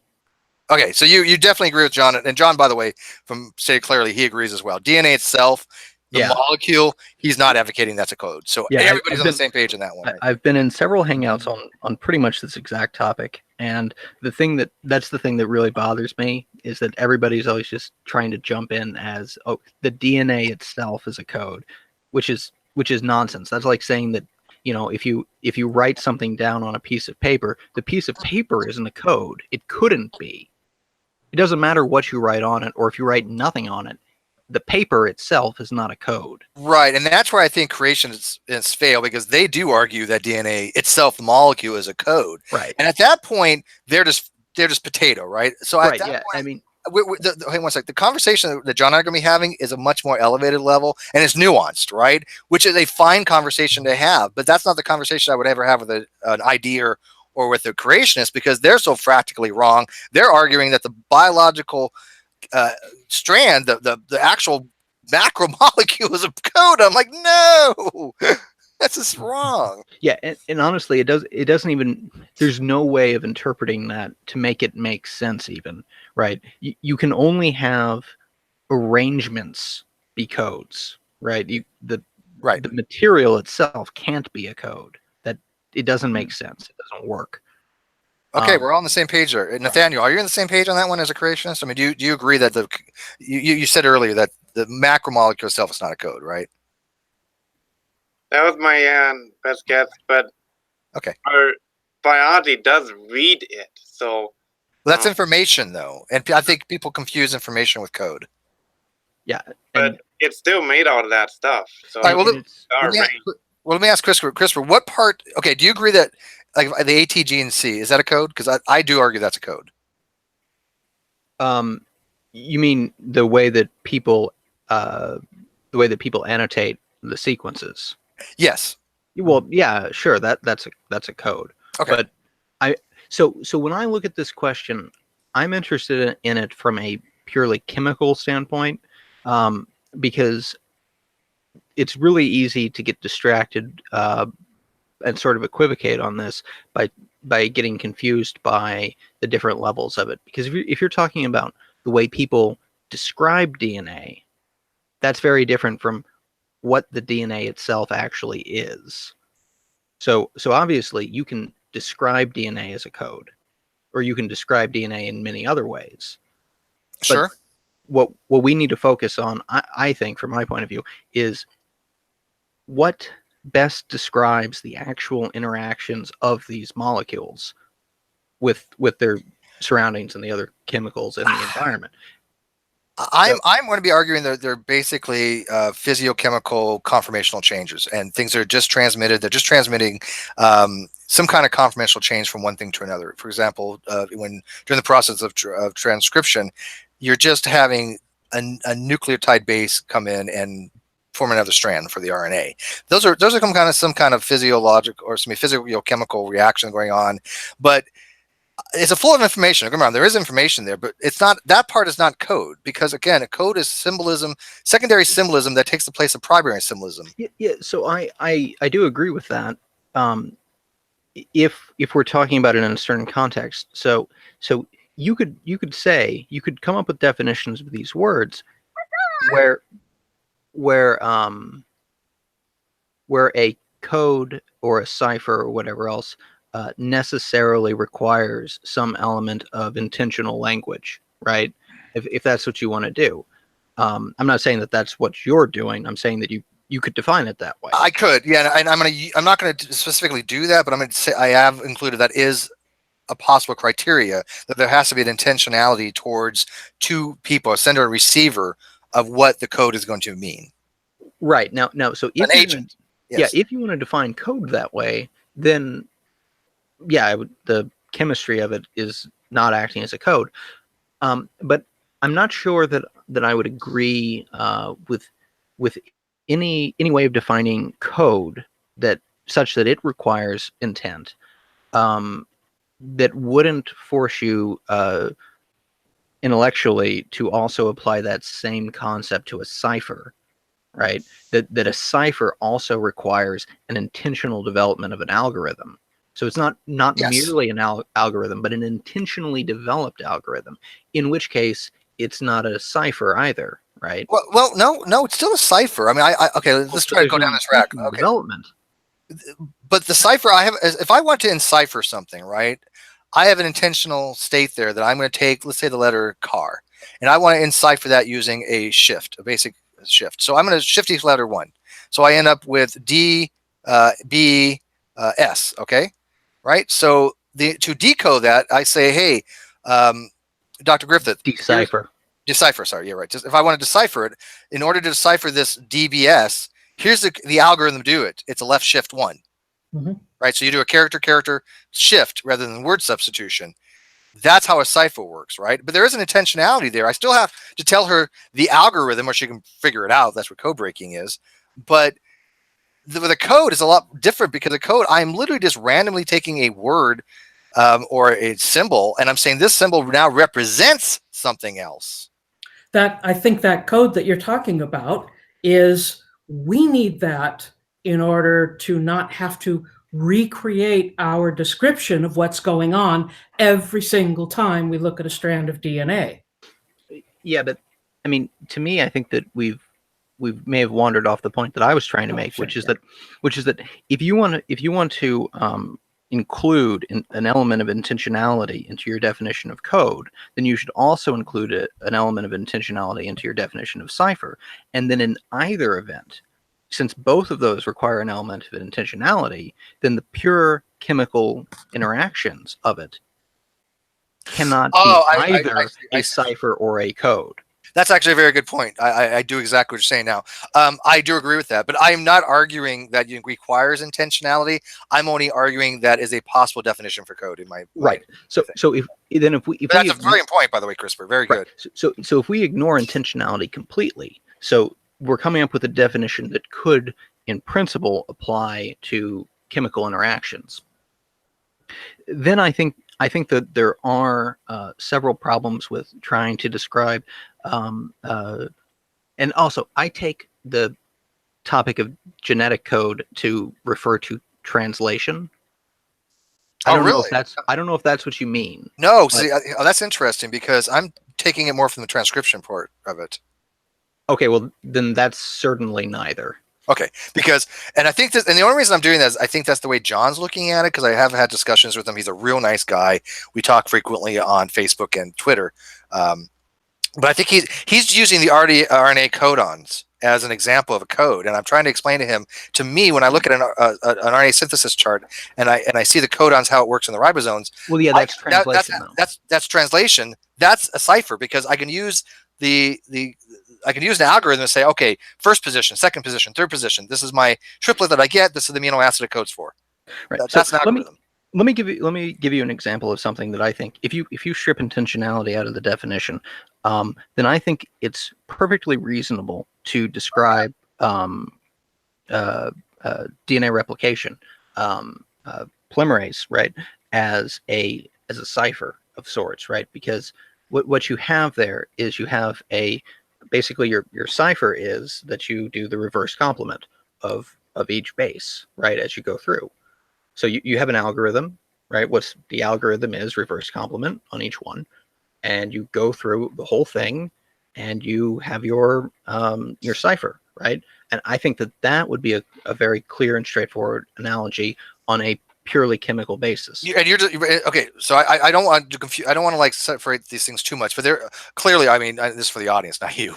But he's moving it now into DNA replication rather than protein synthesis. Yeah, even though they're similar as far as like the anti-strand, you know. Well, and but I don't know if we want to go down that route. Well, I'm only doing that because I want to give a counterpoint to the way that I'm going to describe translation, which is what I think is the actual topic, right? Okay. Because I want to make sure that if I'm defining this, that both words are actually applicable to the type of question we're trying to answer. So in other words, I think that there is a way of defining both of these words such that they can both apply to a purely chemical set of interactions.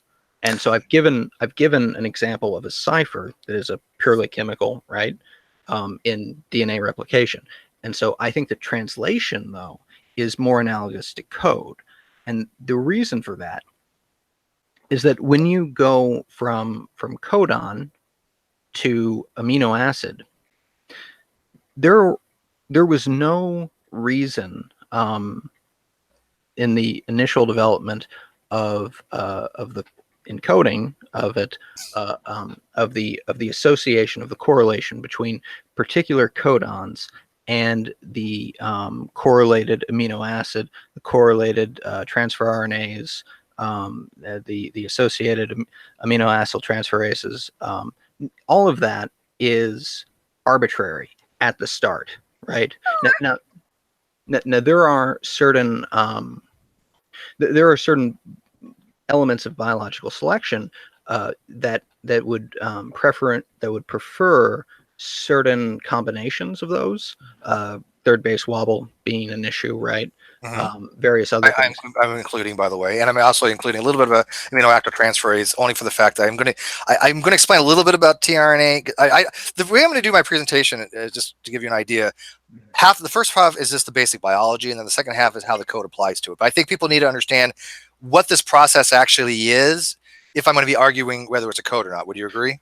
Yes, no, I definitely agree. But Good. So just to finish that point, what I'm saying here is that because the connection between codon and amino acid is strictly arbitrary, it cannot be a cipher.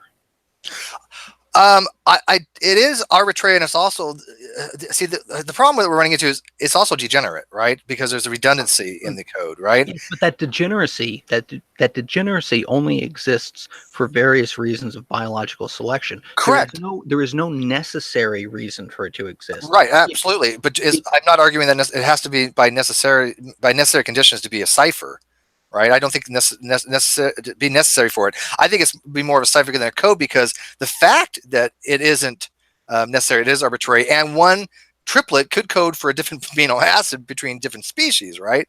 In us, it's one thing, but in some other species, it might code for a different amino acid. So that makes it can't be a code. Code is usually a one-to-one. This is the symbol. This is the secondary symbol. This is what it means. Or you could have theoretically multiple secondary symbols, but it's still a symbol. There's no symbolism in translation, and that's the way I'm looking at a code, because the code is the symbols. So when you say symbols, you can have it as symbols in either ciphers or codes, right? So the question is, are you converting between arbitrarily different sets of symbols, No, which would be a code, or are you converting between largely synonymous sets of symbols? And I gave this example in the thread, actually, which is that you could imagine that you're going to replace, you have a message in English, and you're going to replace each English letter with the Greek letter equivalent, right? Mm-hmm. So that would be a cipher, because Correct. even though you're going from one set of symbols to a different set of symbols, the set of symbols are largely synonymous. Yes, and you can also encode it as well. You can actually take the symbols and make it into a new word, and you can have encoding and deciphering. Yes, that's right. That's true. But so with a code, though, the sets of symbols are non-synonymous and largely arbitrary, Mm-hmm. and the set of symbols that we're dealing with here are the different codons, right, and the amino acids, and the meanings of these things, which the only way to interpret meaning in the chemical context would be the chemical interactions that these things are capable of. So the meaning is completely different, right? Because the Right. chemical interactions of the codon is entirely different from the chemical interactions of the corresponding amino acid. Yeah, but I'm just arguing that I think where the confusion is, I'm only arguing that the RNA synthesis chart, that's a cipher, because that's a deciphering thing. Well, that's an algorithm you'd use. That chart is a cipher. The translation is not cipher, right? The process is not a ciphering. It's not enciphering or deciphering. I think that requires more than what's happening. I think what's happening is there's information flow, obviously, from the DNA to the messenger RNA to the protein, right? There's information flowing. But that's what people consider. They call that a code, because when we think of a computer, right, we think of a hard drive as information. That information goes to an instruction set. It performs some kind of action, gets through a compiler and through a CPU and all these other things. I don't look at, basically. but I don't look at the information as a code, right? The code to me is like machine language. And I'm going to be using this as an example. If I say for a conditional jump, right? If this is the case, then jump conditionally. I can encode that just by saying J and Z in assembly, right? Jump with a non-zero set of the ZF flag. So if that's 0, then I'm going to go somewhere else. That's a machine language code, but I am saying I'm arbitrarily taking J and Z and making it represent the string of, if this condition is met, do that. That's what I mean by code. And I think that's how most people, even in computer programming, understand that word to mean code. Well, so I'm not really sure how specifically to address what they mean by it in computer programming.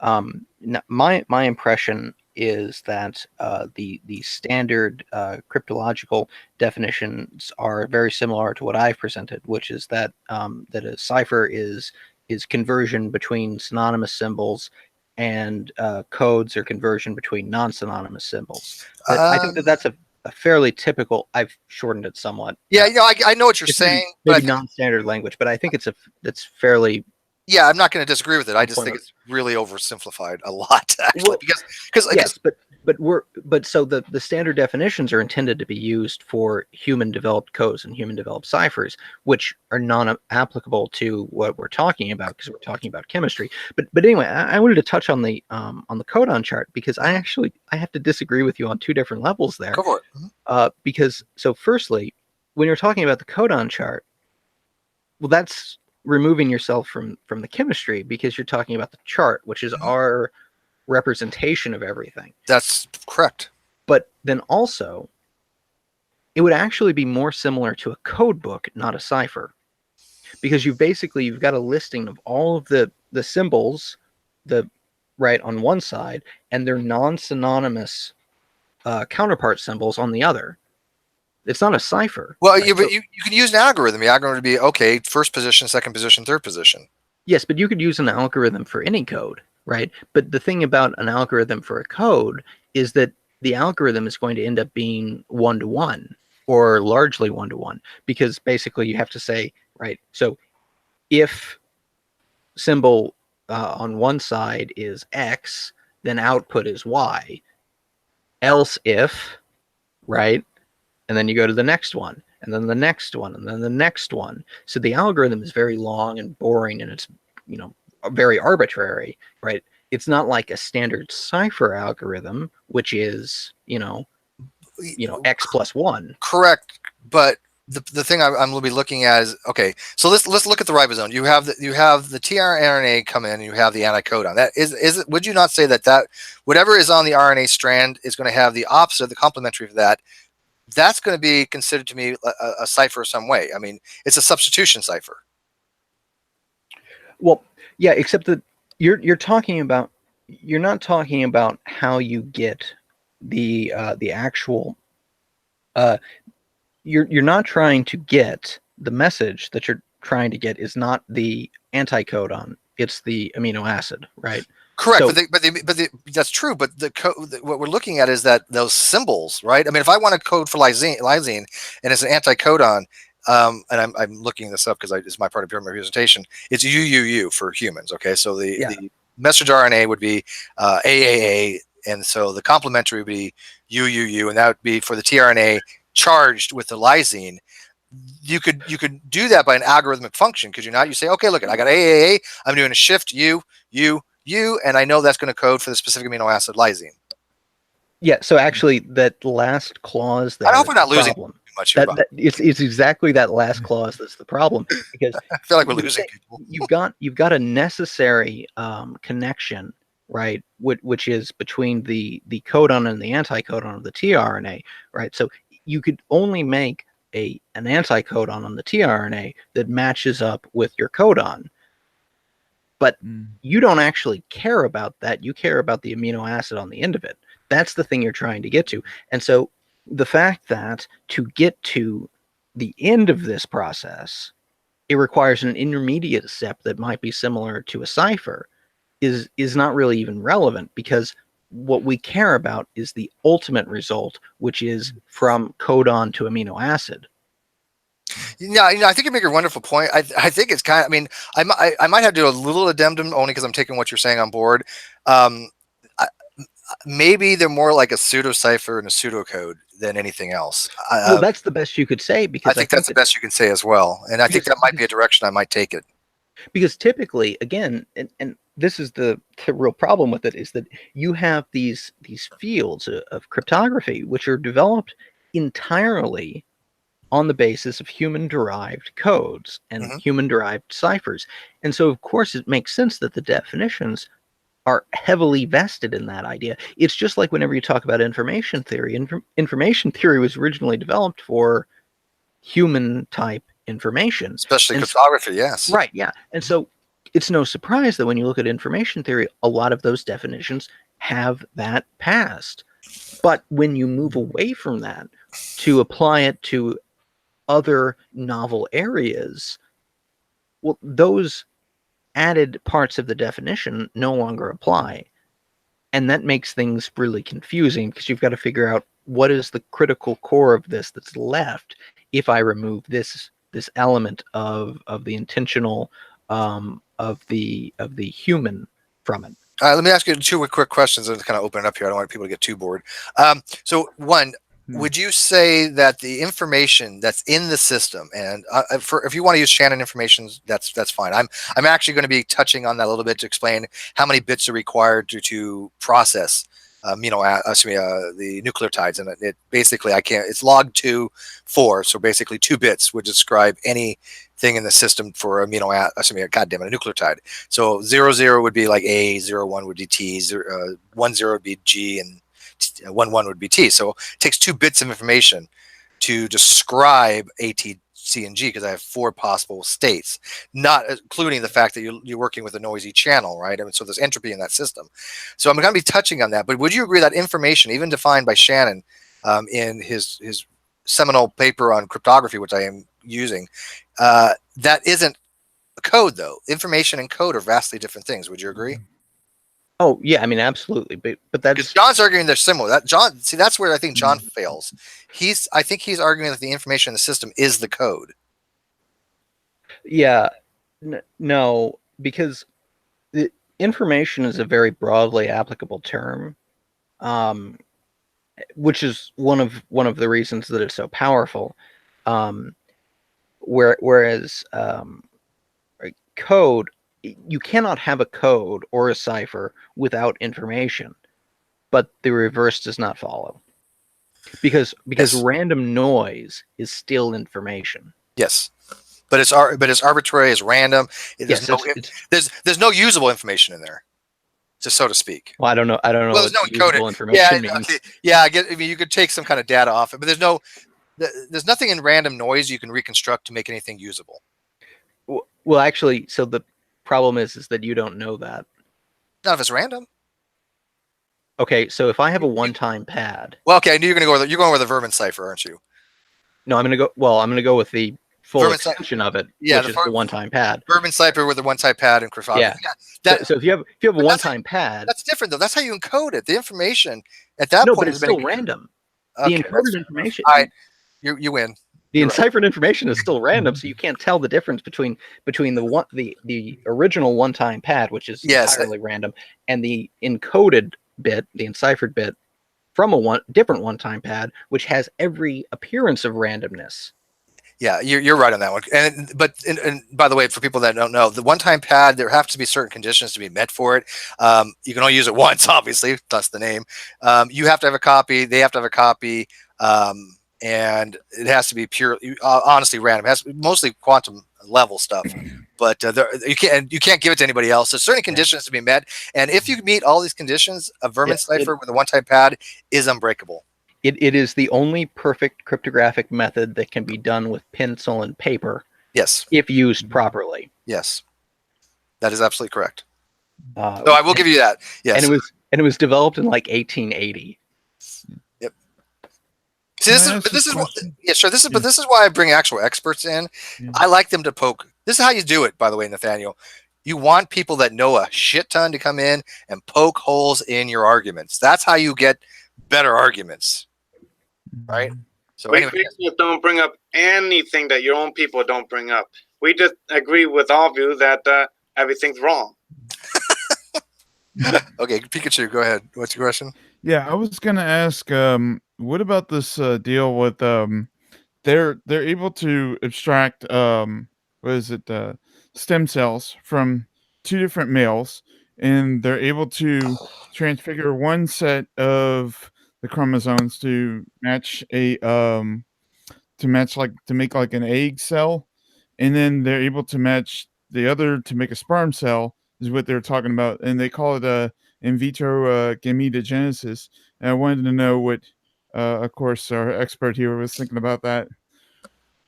Well, I've heard of that with 2 egg cells. I'm not familiar with it using 2 sperm cells.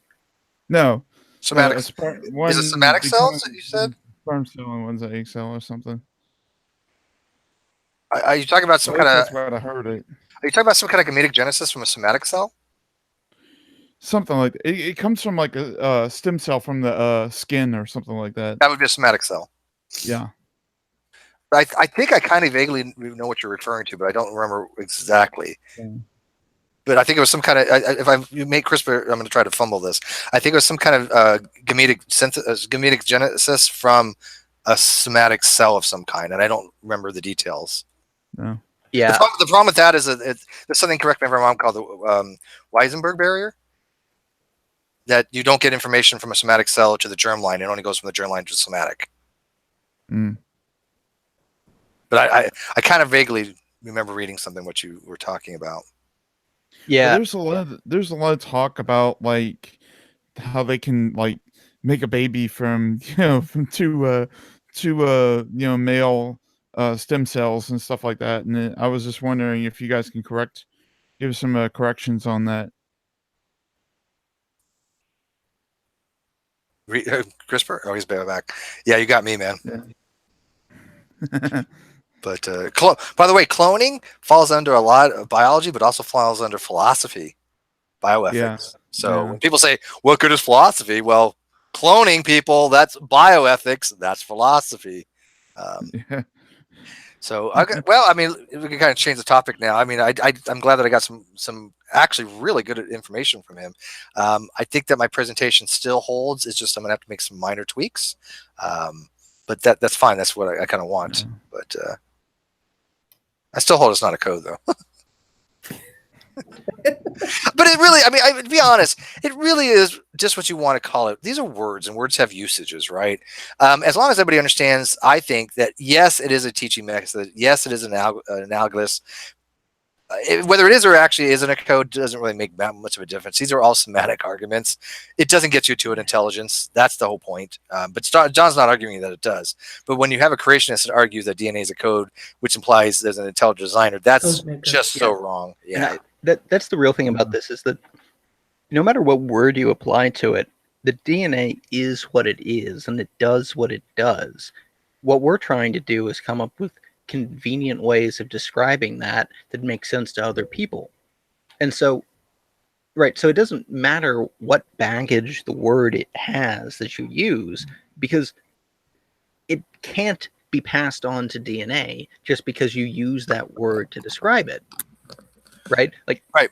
I if you've ever done a DNA extraction, there's a certain step in the process where the DNA comes out of solution, and if you've done a really good extraction, and you've got high quality DNA and you've got a lot of it, it kind of looks like a jellyfish. Yeah, we've all done the strawberry type thing. Right? And if you can describe the DNA as it floats there as a jellyfish, it doesn't make the DNA a jellyfish, though, right? The fact that you've described it that way doesn't give the DNA any of the attributes of that word you've used. I'm glad you said that, because I'm actually using that in my presentation, that the word descriptions do not change things ontologically. If you define code to be something that requires an intelligent agent, and you say DNA is a code, it just means you just have a bad definition. If you want, it's like somebody showed me something from, I think it's from Monument Park or something, where there's a rock formation that's described as a bridge, right? And it's perfectly sensible to call it a bridge, unless, of course, you want to define bridge as an intentionally constructed connection, right? In which case, that thing's not a bridge. Yeah, no, exactly. I couldn't agree with you more. And again, we do this all the time with words. Look, at the eye is a camera, the heart's a pump, right? Well, that's what I was defining with I was thinking about this earlier at some point. You can't just like take a paper and then say, oh, it's correct because of what's the paper. You have to say, well, what's in the paper? The data that's in the paper, and then go by what's in the data of the paper, to understand it. Just the paper itself doesn't do anything. That's true. Yeah. What else we got? Any other questions? We've got some questions here. Everybody else is kind of really quiet. Dr. Griffith, anything or? Actually, I know very little about DNA. That's just was never my field. I've got a really stupid question, though. Many, many years ago, I wiped out my knee in a bicycle accident, right? Took most of the skin and the muscle right off. So it's been scar ever since.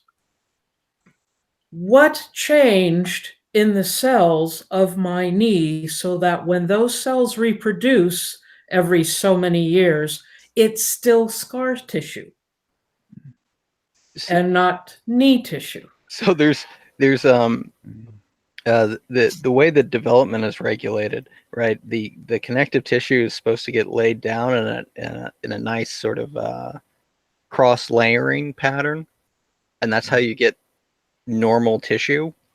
And when there's a traumatic recovery, the body basically says, "Screw it, just get this done as fast as possible."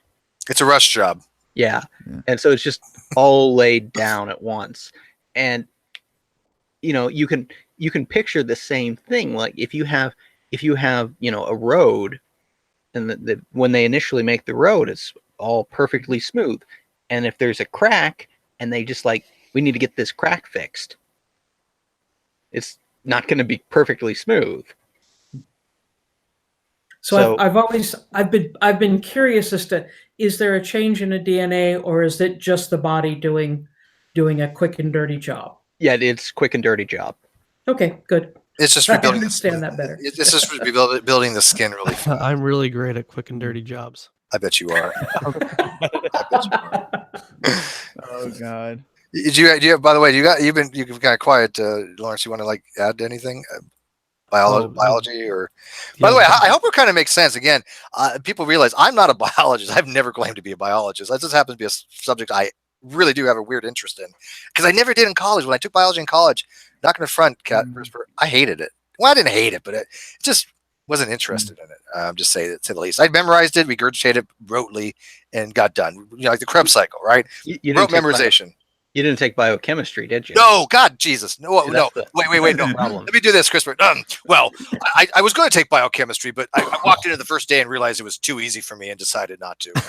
No, that's knee. organic chemistry. Organic chemistry is horrible. It's not that bad. But no, biochemistry is that's the thing. I can't even understand the symbolism in biochemistry. I look at these pathways and metabolic pathways. Dear God. Yeah, if you gotta, that's the thing, is like, if you're the type of person who just really loves pathway charts, then you're gonna make it really far as a biologist. How do you memorize that stuff? I mean, you don't memorize it. Okay, because again, when it came to like the Krebs cycle, I literally had to memorize the rote way, pyruvate and all that, then dump the shit out of it. You don't still have it memorized? Jeez, no. I have the ETC pretty well down, but that's only because I reviewed it recently when I was going over trying to explain it to Ronnie, because he butchered the ETC to no end because he doesn't understand what exactly the electron transfer chain actually is, and he gets ATP synthase. How much fucked up? What has he ever said correct on ATP synthase? I've never heard him once say anything that I think was right. He can usually pronounce it correctly. It's bizarre. It's just bizarre. Yeah. Oh, well, the 10 to 15 different subrings of subunits of the C ring. Ronnie, that's not for eukaryotes. Stop doing that. It's not for FDPases. You got they don't know what we're talking about, do they? As far as Ronnie, do they? No. I don't know. Oh, you guys are lucky. More into psychology than we had this guy come to the community many years ago, and I actually did a debate with him, and he got his ass handed to him so bad he literally left during the middle of the debate just before Q&As because I just trounced him that bad. And he wanted to debate me for about a year, and I finally caved in, and I did it, and he got his ass handed to him. But anyways, his favorite reasoning for intelligent design is ATP synthase. And he doesn't know about it, even enough about it to even understand the concepts of it alone, than to draw some kind of inference to an intelligent designer. He gets things so wrong on it. And then when he's corrected by, like, CRISPR has corrected him, Rational Mind has corrected him on it, Abad Geology has corrected him on it, I've corrected him on it, he actually will say, you guys are wrong. And then like 2 weeks later, he'll say something like, well, this is how it actually is, but these guys are actually still wrong. And what he'll say is, well, it's actually like this. What we've been trying to tell him for weeks. But we're still wrong. That's an argument from ignorance, basically. Oh, it's bizarre. It really is. I mean, he thinks oxygen gets oxidized for some strange reason. Oh, I thought God. oxygen was the oxidizer. Oxygen is an oxidizer, Yeah. but he doesn't know the difference between Yeah. oxidation and reduction, and Oh, okay. we correct him on it because I a part of the think Go ahead, Whisper. He's probably just been drinking a bunch of trifluorochlorine or something. I don't even know what that is. Trifluorochlorine? Well, it will oxidize oxygen. Oh! I got you. No, I do know what that is. Yeah, because fluorine has a higher degree of will electronegativity. It will actually oxidize oxygen. It's one of the very few things. It will set That's right. sand on fire. Yeah, I know. I have heard of that. Yeah, I did know that fluorine will oxidize oxygen. No, but, not fluorine. It's that Trifluorochlorine. chlorate. Yeah, I do vaguely remember that. Yeah. But there's not much else that will oxidize oxygen, is there? Yeah, well, I mean, there's a few things, but it's all a really horrible list. It's nothing you want to work with. But you do agree that during oxidative phosphorylation, oxygen does not get oxidized in the ETC, right? Because that's what he was arguing. Because I'm not an idiot. Okay, that's all I want. I know you wouldn't think that, but for the people that are out there, that's what this guy thought. And if you guys don't know what that means, just laugh at it anyways, because it's really stupid to think during oxidative phosphorylation you have oxidation of the oxygen in the fourth. The only way you can oxidize the oxygen is if you also oxidize everything else that's commonly available in a spectacular fashion. Oh, so bizarre. Like if you're oxidizing oxygen, it means you are burning everything very, very fast. Everything. Yes. So if you guys check into this, it's called the electron transport chain. I believe it's called the cytochrome C oxidase. It's complex 4. But part of it, what happens is basically it makes water. Okay, it takes electrons and it just makes water, and that's done by a certain complex in the ETC chain. And he was just so bizarrely wrong on it. And when I corrected him on it, and Rational Mind corrected him on it, he was like, "These guys are idiots. These guys are so wrong." And we're like, "Are you kidding me? This is really not complicated, dude." But he was so adamant. He was so adamant about it and so arrogant, and he still thinks we're wrong on it, CRISPR. Yeah, well, this is just like the one time that I went into one of his rooms to correct him on something about human chromosome 2, and he kept me off broadcast for 3 hours. I remember that. And then it wasn't 3 hours; it's like an hour and a half or something. He did you the entire time until the very end. I would have left if it wasn't for the fact that Ruhif was in there just completely destroying him, and it was hilarious. But when he finally broadcast me, he was to talk about something else entirely. It's just like he wouldn't let you go back to it. Yeah. This is what happened. CRISPR went in there to talk about human chromosome 2, which is actually one of my favorite subjects because we've talked about it for years, and I love human chromosome 2 for some reason. But anyways, he went in there to kind of explain to Ronnie why he was wrong about this. And he was hidden from broadcast the entire time. He finally unhid him just to go on and move to another topic. And Chris was like, "No, I've been waiting here for like 90 minutes, whatever it was, to talk to you about human chromosome 2. And he's like, "No, we're not talking about it anymore. We're moving on to something else." It's like, you chicken shit. He's so scared of people. We like people coming in and making good arguments. When CRISPR comes in and he makes a good argument and I go, "Shit, he's right." That's what you're supposed to do. Yeah, well, if he's right. If not, he's wrong. He's wrong. It's like I don't produce content because I don't particularly care enough, but like I'll go into anybody's room. I don't care. Like if anybody, I don't care how crazy they are. If they're talking about something that I'm interested in, I will go into their room if they'll let me in, right? But they usually won't. Right. So that's, I mean, because they never correct their science. Like you noted I made 2 mistakes, right? You noted on the Vermi cipher that you can get information out of a random, you can get usable data out of random information, because you're right on that. It's a technical point, but you're correct on it. But see, I was new enough about it to be aware of that and go, shit, yes, you're right. And then on the cipher and the thing, both of them, you do need intentionality for code. Also applies intentionality to a cipher. The problem that I see when it comes to people like Ronnie and these people that don't bother to actually go learn anything, they don't even recognize when they're wrong.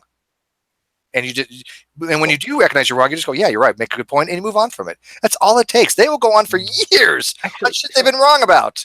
So, in a way, I'm actually convinced that on many of these things, he does recognize that he's wrong, but he cannot admit it. So he knows that he's wrong. At this point, he does, yeah. because he can't That's admit having psychological been thing. wrong. I think you're right. I think he does in some way know he's wrong. He It's a just will not. psychological. Oh yeah, Because but It's a listen, but psychological thing. when you for so long have had a hill that you're willing to die for, and it's just so Yeah. blatant that you're in the wrong. Where do you go from there to finally come out and go, yeah, all this time I was wrong? Because you had other people. Well, see, you got to remember, he has people that kind of followed him at the time. For him to admit that he was wrong, the people that followed him kind of makes him look like idiots, because the stuff that he's wrong about is not even something that you can really argue about. It's just wrong. It's not a matter of perception. It's not a matter of interpretation. It's not semantics. It's just wrong. Like he says, like, and I hate to go back to this, but we haven't even talked about this at all this year. So since I got CRISPR in here, I am. He argued that DNA degrades in water, and what I mean by that is you put DNA into water, pure water. Which, by the way, he did understand that. He says that aqueous solutions are usually water. We try to explain to him, no, aqueous solutions are water. That's what it means. Because he said most scientists use water in their aqueous solutions. I'm like, I know I always do. yeah, I was like, well, technically, what's funny is technically he is right. Most of them do, because most would be a subset of all, but it's just worded really weird. But he argued that if you put DNA into water, it'll just like fall apart into its constituent parts. Now, we have a DNA expert in here. And that's the really important How thing. bizarre is that? That's the really important thing about his claim, is that he was not merely arguing that in some abstract sense that if you have DNA in water, eventually it will finally degrade somehow at some point. Totally different argument. Far into the future, who knows? His point was that if you have DNA in water, it will fall apart so fast that you could not get a sufficient development of DNA to have an initial formation of life. That was his point. How does he answer? So whenever he tries to pretend like what he was saying is that it will just eventually it'll degrade, maybe at some point in the future, who knows, it'll degrade. Well, yeah, of course it will. Every chemical will degrade eventually. If you put it in water, if you put it in anything else, doesn't matter what temperature you've got it at, it doesn't matter anything else, eventually all chemicals will degrade under. And that was the any point where, circumstance, and that's if what you the give it point of enough his time. paper. The paper CRISPR had showed us how long it would take for degradation of the various bonds. There's multiple different bonds in DNA. You have the glycosidic bonds and the phosphor or the oh my goodness, what's on that sugar phosphate backbone? The not diphosphorus. God damn it, phospholytic bonds. Is that what it is? It's the phosphodiester. God damn it, phosphodiester bonds. Yes. So yeah, the phosphodiester bonds. I knew that, by the way. Or as he would say, phosphodiester. He says phosphor. Yeah, I know. It's phosphodiester bonds. He pronounces it phosphodiester. And you have the glycosidic bonds on the new nitrogenous bases. Each one has a different length of how long they would degrade over time. And the paper he had was something like on the phosphodiester bonds was 10 to the 30 years or something like that. Was that right? 10 to 31 years? It was a long freaking time. 31 million years. Wow. I'm within a power of 10. It's 30 something million years. Yeah, and one of the things phosphodiester bonds last a long freaking time. Here's the worst part of it, right? Is that actually there are multiple types of bond on the backbone. The phosphodiester is only one of them. There's oxygen to phosphorus bonds. There's also carbon to oxygen bonds, and there's carbon to carbon bonds. And any of those could be broken to break these nucleotides apart. And the phosphodiester is actually the strongest. Yeah, it lasts the longest, exactly. Right. And so in any natural condition, it's going to come apart much faster than 33 million years, but it's going to do it by breaking in a different place, right? So biology always breaks it in this place that happens to be the hardest place to break it in. Would you think that the hydrogen bonds would be the easiest to break between the nucleotides?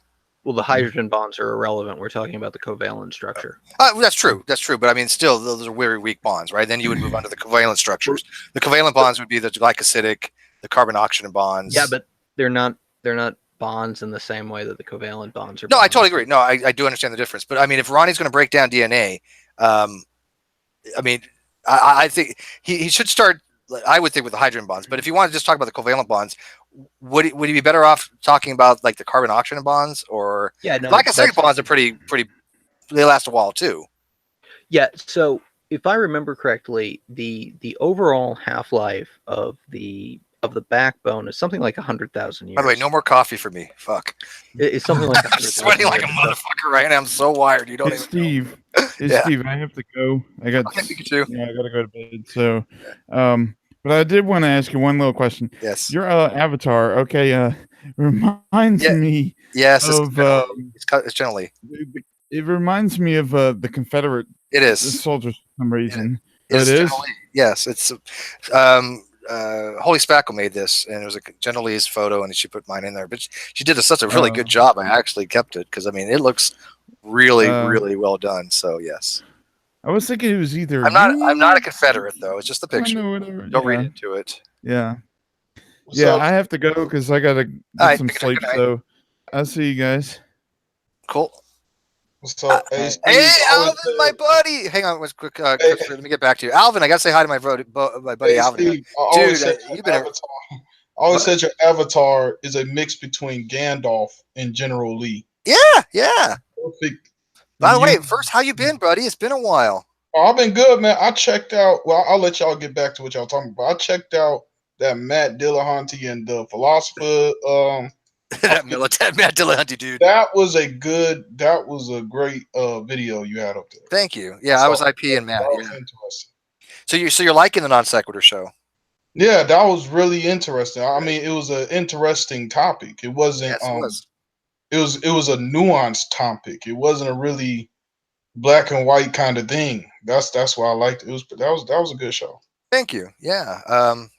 I actually like that one. I think that IP was getting a little buzzed. If you didn't notice, Yeah. but that's okay. It was an intellectual exercise because it really wasn't no black and white answer to the question. Yeah, and I think those are the best things to debate.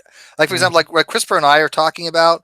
It's such a nuanced, discussion that maybe there isn't a right or wrong answer. I think I'm going to kind of go CRISPR's route and say the best we can get to is pseudocode or pseudo cipher. And I think that'd be a happy medium. CRISPR, would you agree? If we had to meet in the middle, that's where we would end up. Well, I think that the best way of doing it is just say it depends on what you mean by those words. Yeah, well, that's a given. I'm going to be that's definitely a given. Sure. That's why I yeah. said if you took an average of the definitions and all things considered, I would probably end up in that position. Ultimately, it's chemistry, and if you're not willing to actually face what the chemistry is, you're not going to understand how it works. So the rest of it's just an analogy. But you think my understanding is decent, isn't it? I mean, yeah, no, I think okay. it's okay. Okay, hey, that's high praise from him. I'll take okay. You guys don't even know how smart this guy is, dude. This guy is freaking amazing. Are they still debating the DNA dissolving in water thing? We just talked about that. That's just what we were talking about. Oh my God, we haven't discussed that in a year, and literally as soon as you came in, that's just what he and I was talking about. Yeah. So people are still. I think it was just the one individual that was talking about that. Ronnie. I forget his name. You were debating. Don't forget G-Man and his hydraulics, though. No, but there are no starving Christian children. No. Okay, wait. What was I remember this vaguely. What was G-Man's hydraulics thing again? Refresh my memory. So G-Man's takeaway from TE explaining this issue to him was that it all came down to hydraulics. Oh, that's right. It's like, that's right. I remember that video. I was like, what? He was talking. What happened was, I remember, Ronnie, I think, was talking about hydrolysis, right? Was that what? I would hope so. Right? Talking about water breaking chemical bonds. He had to tell. Wait, I swear to God, CRISPR, go back and review the tape. I had to tell him what hydrolysis was because he didn't know the difference between a hydrolysis reaction and a condensation reaction. Of course, he was telling me I was wrong. And it's like, well, what do you mean by? He's like, no, I mean by water breaking. And I'm like, well, that's hydrolysis. No, I mean by what water breaking it. Oh, for fuck's sake, just kill me. Just I'm done at that point. See, I think, let me tell you what happens. I think there's a lot of very smart people that call themselves like Christian scientists, and they're very smart. But the thing is, they'll have these websites, and you'll have somebody that really doesn't know the science like that. They'll read those websites and kind of cookie cutter it a little bit. The abstract. Yeah, it uses the phrases from the sites. So then when they'll talk to somebody like y'all, and then y'all ask for specifics, they don't know the specifics, and then it ends up being Exactly. No, but how bizarre is that, Chris? For somebody to say, well, when water, causes bonds to break, and I say, well, that's hydrolysis, and they say, no, that's not.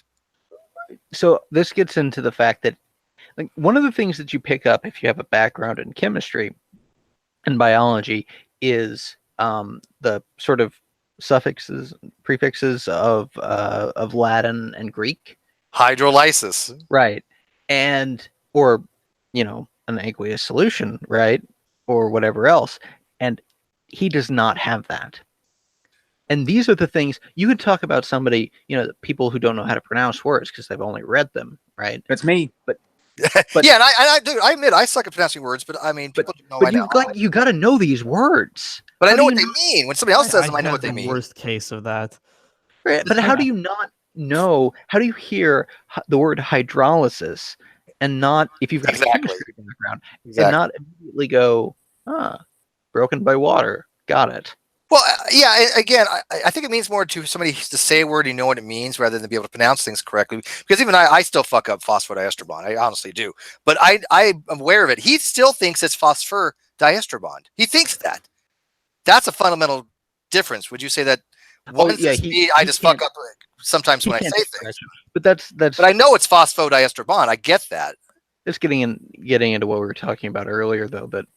I think he may actually know that he's pronouncing it wrong, but he can't fix it because if he fixes it, he'd be admitting to a fault. Well, I mean, I finally learned the correct pronunciation of a word that I even did in a debate that I have with Wayne. I used to call the superfamily in Catarrhini Sucrapithidea because that's how I looked it up. But it's actually the proper pronunciation is Sucrapithicoidea. And I felt really stupid because, I mispronounced it in my debate with him that converted him, but from out of Creationist. And I'll never forget that because it just bothers me to this day that I didn't get it right in that debate. I have a way more embarrassing one than that. What's that? I have to practice that word about a good hour before coming on anyway. That isn't the correct. I mean, I've heard people tell me different things, so I want to get it right. I've heard that it's Sucrapithicoidea. Is that correct? Anybody? What a tongue twister. It took me 2 years to say Australopithecus right. Australopithecus, yeah. Apparatus. 2 years to finally. Suck. That's for me. I teach a really good a good lesson when I'm talking about Victorian England, and I'm talking about their treatment of women, and I talk about the one organ that women had that men assumed made them all emotional and crazy, which is why they practiced sometimes on occasion a surgery that we now call salpingo-oophorectomy. Good God. What? Not of my life. Not even going to try. Yeah, not even forget. However, if you know what that word is, what we normally call it is a hysterectomy. I know what a hysterectomy is. To remove the hysteria in a woman. So the Latin is salpingo-oophorectomy, but of course we know it by its Victorian name. Oh God! Hysterectomy. I know what you're like an encyclopedia. You're like a living encyclopedia. Yeah, you are. So okay, let's. I'm gonna wait. I got a question for Dr. Griffith. This is a joke, by the way, but what's the hardest word for a man to say, or a man to pronounce or say, either or? Please. I wouldn't know. Sorry. Oh, you know what word it took me a long time to unless you're Canadian. Yeah, exactly. That's yeah, Canadian. true. The word I struggled with was supercalifragilisticexpialidocious.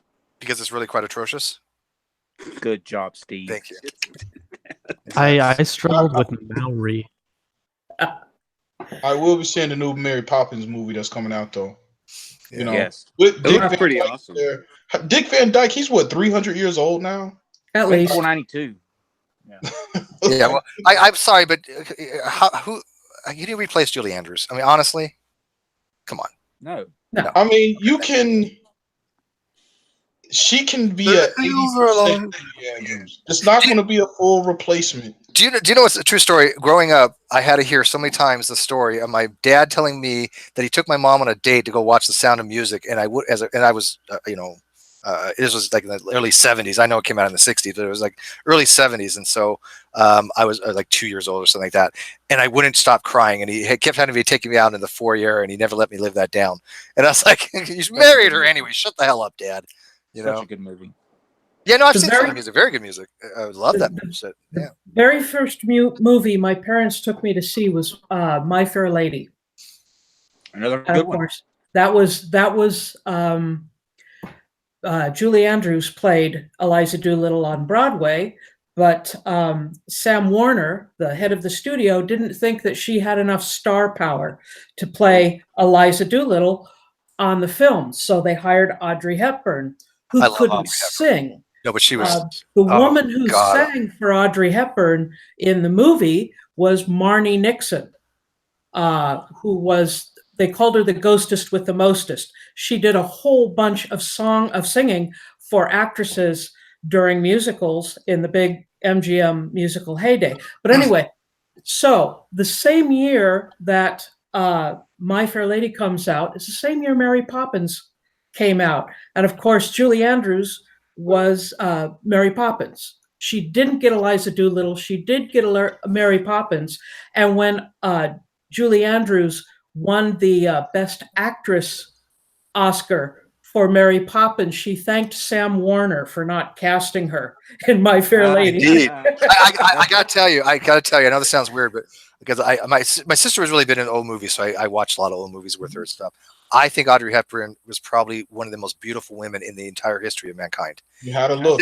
She had a look that was just freaking amazing. And people don't know, they don't know any of these people anymore, these kids. They don't understand. Because the first the Golden Nuns coming up, Dr. Griffith, and I just wanted to say you were nominated in the best non sequitur educator category, and so far you are pretty much sweeping that category. So I am no. I am. You guys, you're too sweet. It's the people. It's the people. I'm taking you all home, and I'm going to make you a nice dinner. And I'll take you up on that. Hey, Steve, man, you know the first movie I saw was Amadeus, man. Oh yeah, I don't know why my pops took me to see that. It's not like a kid. Okay, whoever's in the live chat saying Audrey Hepburn is male because of transvestigation, I'm going to find you and no, I'm just kidding. Yeah, listen, transvestigation. That movie was frightening. Like, I remembered it as a horror movie. I didn't remember it as like a biopic. It was frightening to me. Like when the guy had the mask on, you know, when Salieri put the mask on with the cape, like that frightened me for some reason. That movie was shot in Prague, and it was before the Berlin Wall fell, and so it was still a communist nation at that time. And the director, it was directed by Milos Forman, wasn't it? Yeah. Yeah.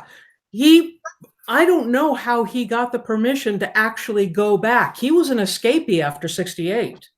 He had left. No, they got some information. I got the Blu-ray, and the documentary on how they filmed that movie is almost as good as the movie. Yeah. You know, because the director, he purposely put Salieri and Mozart, the guy who played Mozart, he put them in different parts of the town. They did not communicate with each other at all until shooting it. So it automatically, like, even off camera, they were like not really liking each other. And he created that atmosphere on purpose. To like put in the film. Well, you want to know what atmosphere that created was the most realistic was Psycho. Oh yeah. He kept her up. What was her name? She was from Popeye. Played Olive in Popeye. Shelley Duvall. He made her do takes like 120 some odd times to the point she was beaten. She was tired. She wanted nothing to do with it, even taking the takes. And then they captured, those rare moments of her just losing her shit. She was physically exhausted making that movie. That's how brutal it was. Alfred Hitchcock. He's He's a legend. He's a little weird too, like off camera and stuff. I saw that movie about him, man. I was like, goodness gracious, I didn't know he was that messed up. All the most talented people are weird. The thin line between genius and insanity. It's You almost fine. have to be a little Look at insane. Johnny Depp. At the same time, Johnny Depp. it's important to point out that not all weird people are talented. Yeah, just because you're insane doesn't mean you're a genius. By the way, let's get that very clear. We can Look My- at Alex Jones and stuff. Okay, so My Wow, I phrase really for got my that hopes is up. weird but not deep. That's accurate. Yeah. That's accurate. Yeah, that. Well. Oh, what you say? I was just saying, I was feeling the awkward dead air with a whale. oh, Like we have a flat Earth in live chat. Hey, flat Earther, hi. Come in. Oh, Let's have no, some fun. really? Well, actually, You know what? It's Ali B. He's a cool flat Earther. For He's a actually minute, I thought he's the been it flat before. Earth thing was kind of gone. I haven't heard anybody really talking about it. because they've got their ass handed to them. So I think it hit its apex, like 2016? Like between 2016 and 2017, that's when it was like flat Earth hysteria, right? Calm before the And storm. now man. it's kind of like calmed down a Well, little. Reds is kind of taking a sabbatical from doing debates, right? He's still doing his rocket launches and something like that.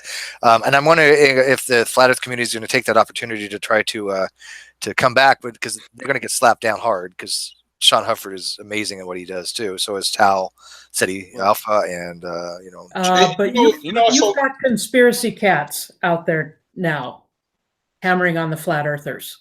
And you know what's so crazy about the Huh. flat Earth? A lot of Everything. times, a flat Earth person will destroy me in a debate because they'll use all these geological terms, and if I don't know the geological term, they're like, "Aha! You don't even know what this means." No flat earther knows what geology. yeah, they Neither don't do they.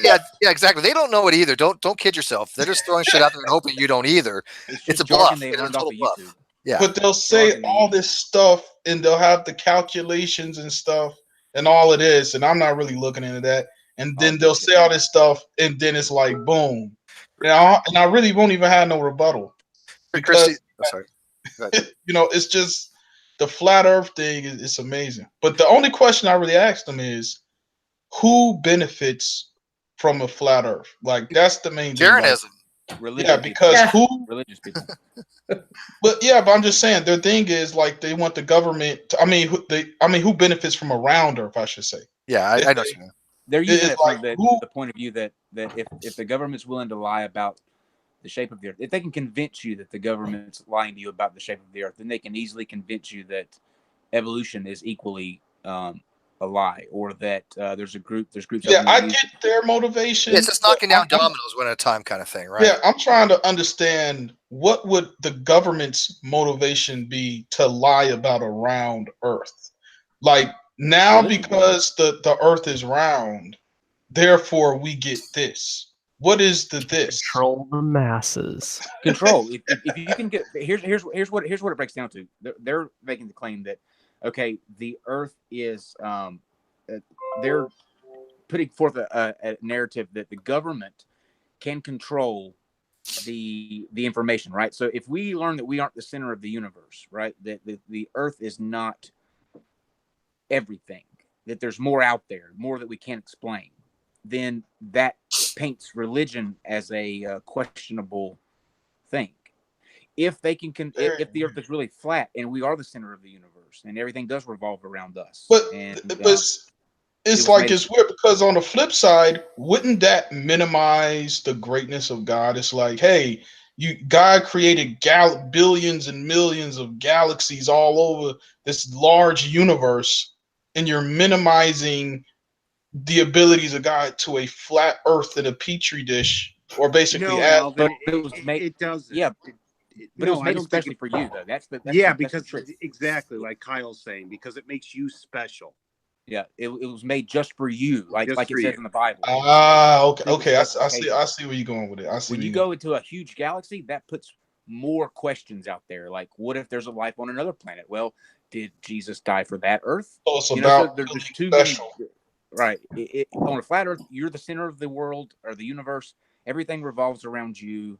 It was put here especially for you, so that leans more credence to a God existing. So it's kind of like a speciesism, like Uh, I think it's this way, Alvin. I look at it twofold. One, the Bible narrative kind of is a flat earth, so they kind of want to keep Bible literacy. But the second thing is, if they can show something so out of the norm that's such a violation of everything we understand about physics and everything else, they will open up the old God of the gaps thing and say, well, the explanation for this that makes more sense is God, even though it's a fallacy going wrong. But more people will buy into that bullshit, right? Because it's like, No, and I gotta admit, they're you gotta gonna admit, open- gotta admit, dude, if the Earth was flat, do not tell me that it wouldn't lend a little more credence to the, and it is a fallacy, but you would go, maybe there is a God that did some kind of weird like this. Yeah, Not everybody would. I would be like, well, that God would be an idiot. I would so, almost but say, and you're but going it to would love for what some I'm about people. to say, Steve. I would call that somewhat of a non sequitur. Hallelujah. Because the way we look at it, we're like, oh, okay, the Earth is flat. I Why don't would see. God do it that way? That's kind of a dumb God. I'm not going to posit a God to explain that. Yeah, I'm just saying, like a Earth flat. I don't see how that helps or protests God. Like I don't see. Well, now that the Earth is flat, now God exists. I don't understand. It would I just don't mean the No, government that's lied not to what you. that's not what they're arguing. They would be arguing that, look, we've been telling you that the Bible says the Earth is flat. We found out the Right. Earth is flat, which is such a completely Oh, okay. disconnected thing from reality. And I think there And is the something to be science lied said to in you. our own minds. We'd be like, wow, maybe we got that wrong. What else did we get wrong? Maybe they're Even right. that, the scientists, Exactly. that's when Yeah, they okay. want you to put the I can blame. see Right. They want you to put the blame. If you notice, square at most the flat scientists' earthers feet. are conspiracy buffs in general. Yes, very much so. I Now, mean- what about the atheist flat earthers, though? I don't get that at all. I don't Yeah, understand what that about, either. like there are a couple of them, like Where is one? I've met I haven't one. seen one. I've seen one. I haven't seen one.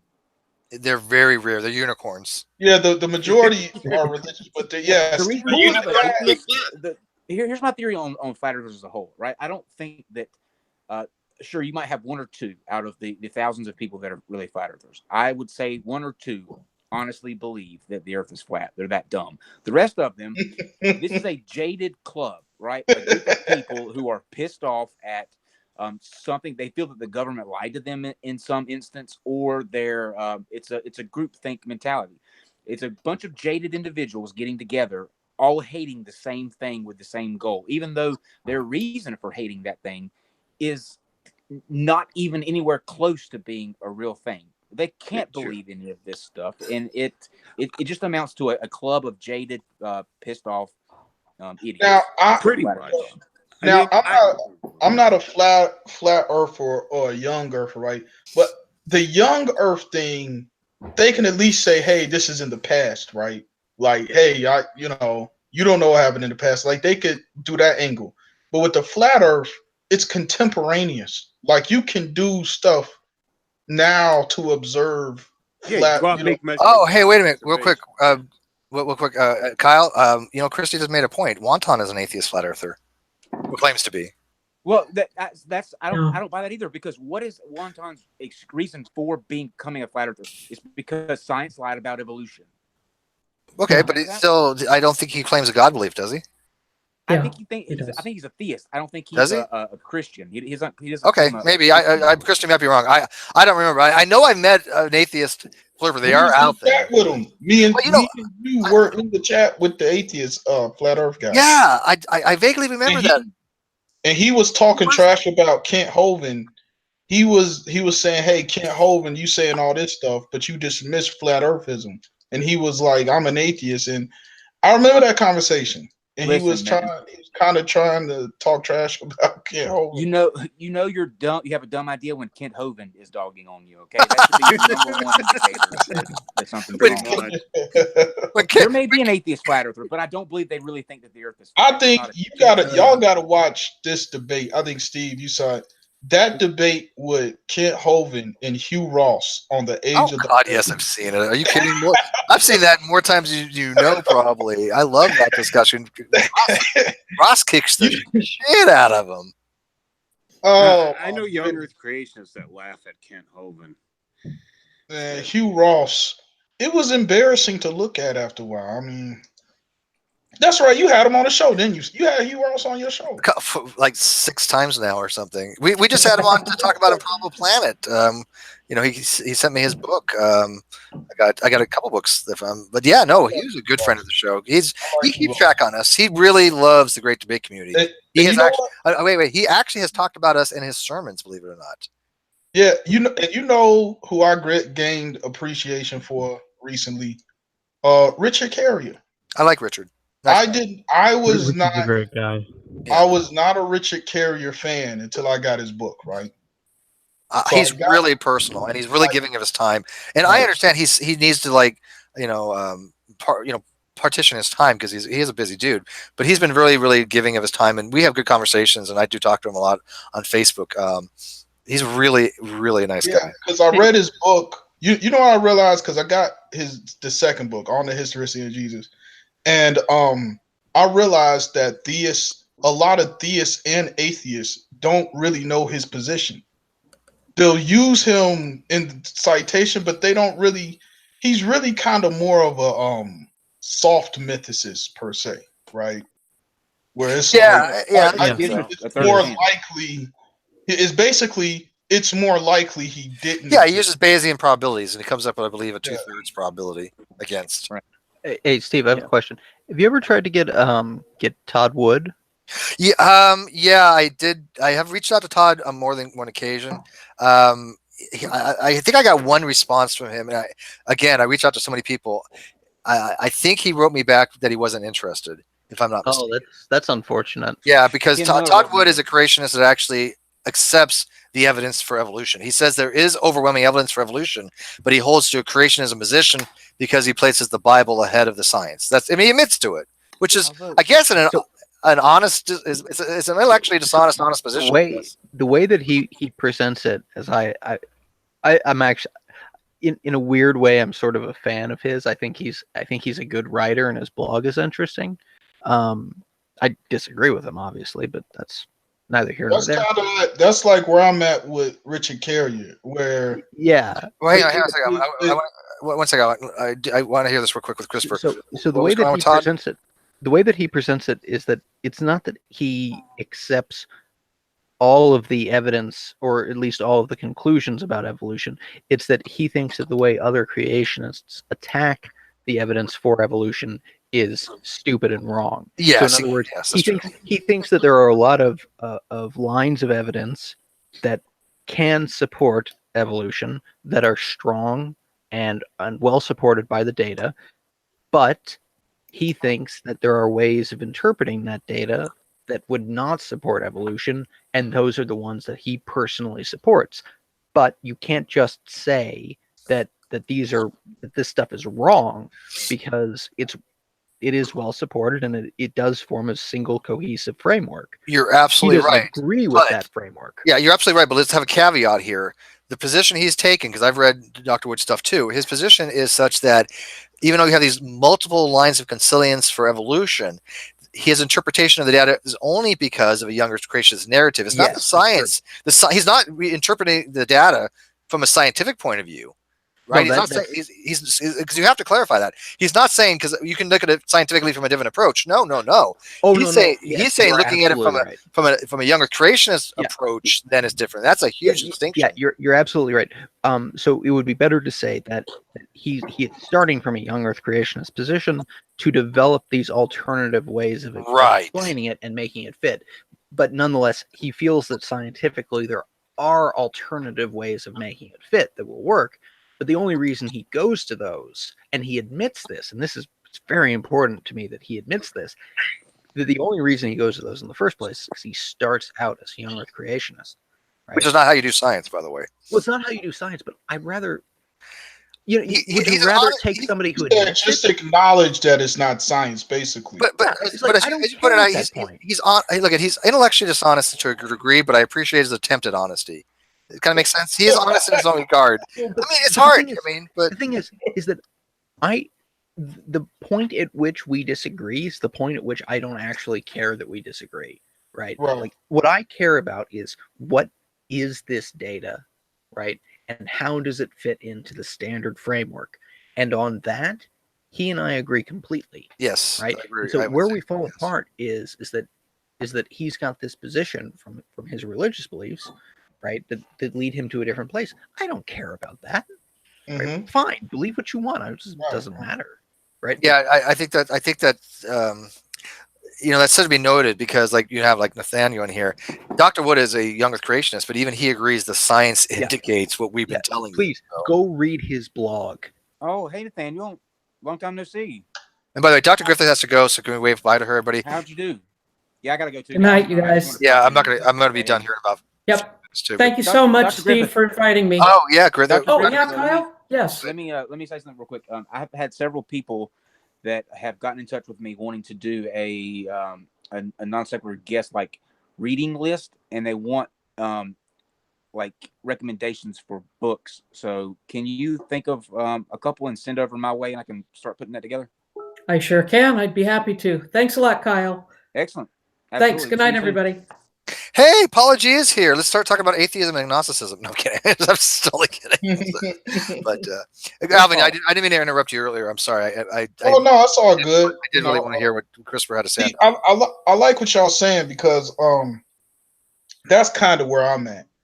I'm fine with somebody disagreeing with me and I'm disagreeing with them as long as I can see some logical trajectory to their point. Like, so I'm like, okay, I see how you did that. I disagree, but I still see how you did that, right? It's when their reasoning, I don't even know how you got to where you are. That's when it's like it's a problem, you know. Man, what is going on tonight? All these people are coming out of the woodwork. You, Ludic Interface. I'm come on in, Ludic. By the way, you guys don't know, but I know a lot more people than what you think, and so there's a lot of people that just have not been around for various reasons. Yeah. Alvin's one of them, but Alvin's been in the gym. Alvin, I'm he's in a the good gym shape. right now. Yeah. But it's weird when I see a lot of people of the old school from like many years ago coming out. I ain't gonna lie, Steve. You kind of progressed, man. You getting like big names on your shows and stuff, man. I've been checking you out. I know I've you've been been looking following from the outside though. I got you, bro. I got you. You know, it's weird because over the years, a lot of the people that I hated, I'm like kind of fan of now, like Dillahunty and Richard Carrier. You've come a It's long weird. way. I mean, It's weird how that happens. Like I didn't. yeah, that's weird coming from you in a way, though. I mean, Yeah, it is kind of weird. I know your positions. I'm not going to go dive into it unless you want. Especially Richard Carrier. Like, because here's the thing with the Richard Carrier thing, right? When I look at his debates, they never really attack the arguments he makes. Like the when he debates like the Christians, they'll attack like arguments like Kersey Graves, or Chariot S, and those aren't necessarily a position that he supports. So it ends up being a straw man. Like the only debate that I saw where they went point for point, it was two of them. It was the Zeba Cook debate, right? It was Zeba Cook and the Trent Horn one. Those are the only two that went like directly with the arguments. But all the other ones, I can't even. I start watching them and then I don't even finish them. Yeah, you'll find that you'll find that a lot of these arguments do go down a straw man type approach. A lot of them, and it's infuriating because anybody can argue a straw man. I want to hear the rebuttals for the actual argumentation. Like when I heard the discussion with SJ and Carrier, God was I disappointed because SJ didn't address anything that he was talking about. Wait a minute, SJ. Who? Wait, when was that? SJ Thomason? That was on Godless Cranium's channel last month. Oh, I missed that one. Yeah, I missed that one too. I'm gonna have to watch that because that sounds amazing. Oh, it's worth watching. Yeah. Oh, and by the way, I love Godless Cranium's channel, but go watch it. But you're going to be very disappointed because Carrie was making very astute points, and SJ was it was like she's an autopilot. She just throws things out there with a bunch of words, thinking that she's making some kind of cogent point. Yeah, guys, I gotta run. But it was good to see you all. Lawrence, we'll see you on Sunday for Sunday school. Yeah. Yeah, I'm gonna try to make that. I kind of do want to go out on Sunday and take my daughter to lunch, but if not, I could try to make it. So I will let you know on that. I'll be there. All right, sounds good. All right, I'm gonna be wrapping this up soon, but yeah, go ahead, finish. Yeah, my only criticism after reading his book, actually all my other criticisms of him vanished, and only one was remain. I do think he does a little bit of reaching sometimes. especially For with his the conclusions, you mean? yeah. It's a little bit of it's kind of reachy. Like it's not an overwhelmingly oh my god you just pulled this out of nowhere reach, but it's a little reachy. No, I get that. You But know you what look I'm at. saying? But did you ever read his blogs on like his approach on objective morality? They're very cogent. They're very good. Right, right, And I right. have atheists all the time going, objective morality is impossible. I'm like, okay, do you know what it is? They have no clue. Absolutely no clue. Yeah, it depends, because I know the objective morality thing. I know Sam Harris kind of touched on it a little bit, right? Yeah, rationality rules. Yeah, He agrees. I think the best for objective morality, I think you can have objective laws, right? Like like if you steal something out of a store, I can objectively say you broke the law according to the U.S. Well, law. there's obviously objective things. I mean, even a physical law is an objective law, right? Force equals mass times acceleration is an objectively true fact, Right. right? So, yeah, there's objective facts. But anyways, I don't want to get into the morality discussion. Save that for another time. Now I gotta ask you this. So where is your position on the simulation thing, Steve? I tell you what, because I do got to wrap this up. Go watch What the If podcast episode we did a couple days ago. We talked about simulation theory. But Oh, it's on the do this you not channel or do you not know who I am, man? Go watch the non sequitur show. yeah. Is it on this channel or the non No, sequitur? it's on the non sequitur show. Okay. My synopsis of the simulation theory is that the way Nick posits the postulates, they make sense. It's a well structured argument, not convincing at all. Right, because I know you saw that panel with Neil deGrasse Tyson, the guy with the sunglasses. It was a panel where they talked about are we in a simulation? It's like 2 hours long. You know what I'm talking about? Yeah, I did because okay, first of all, Elon Musk was like one in a it's like a million, like it's a huge chance that he put it as, and then I think Krauss put it at 50, or one of them put it at 50, Yeah, they all put it at like a percentage. Yeah, I don't get that. No, maybe, no. Matter of fact, you know what it was? what? The percentage was is there a programmer to the simulation, right? And they were one of them said, now here's what's so funny. Now this was what I found interesting. The guy that actually found the hidden code, he said 0.002%. He had the lowest Wow, percentage. that's pretty damn low. He's the guy that actually found the code within the thing. So I was like, that's interesting. I was That's like, pretty damn low. yeah. All right, let's wrap this up because I do got to go eat. I'm going to watch a movie tonight and just kind of kick it. But this was fun. I think there was a good discussion, good debate. Again, I don't know about enough of geology to really kind of touch on some of this stuff. So I'm glad that you got a chance, Nathanael, to talk to a geologist friend of mine. So you want to wrap it up, Nathanael, and then kind of go down the line. Anybody got to say anything? Well, I did want to mention one thing about your talk with the biologist who is still in here. So that was actually very fascinating listening to you guys go for what was it, an hour? You guys went back and forth. Mm-hmm. And And by the way, thank you, Christopher. I'm going to be taking some of your points to heart and incorporating them. Go ahead. I'm sorry. And as I was thinking and listening, it occurred to me that you guys were really trying to take the intuition out of DNA. That's what you're trying to do, take the intuition out. And I had an atheist say that to my face on Facebook once, that to believe in evolution, you have to get rid of your intuition and you have to get rid of your common sense. I don't even know what that means. I believe that wholeheartedly. Why would you say that? To me, evolution makes perfectly good sense, common and otherwise. I mean, everything about evolution makes. Matter of fact, nothing in biology. This is Dostoevsky, that's the name. Even said nothing in biology makes sense except in the light of evolution. They can say that, but yet evolution explains nothing. It does explain. It explains biology. Hang on. It explains nothing. Nathaniel, I think this is where you have a disconnect.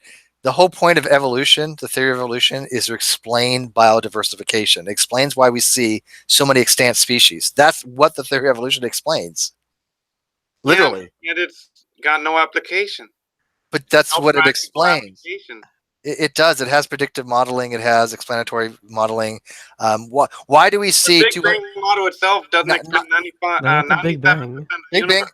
Big Bang has nothing to do with evolution. They're vastly two Yeah, different things. see, here's the thing on evolution. It happens. I think people debate about the mechanisms in which it happens, or how much power does it have, right? So Well, you can't really debate it happening because you can depends. almost No, you can't see what debate it because there are creationists. Okay, there's different levels of creationists. You have your bottom barrel rung that say stupid shit like even natural selection doesn't happen, right? That's the how. Those are just you can't even have a discussion with those people because they're just so potato.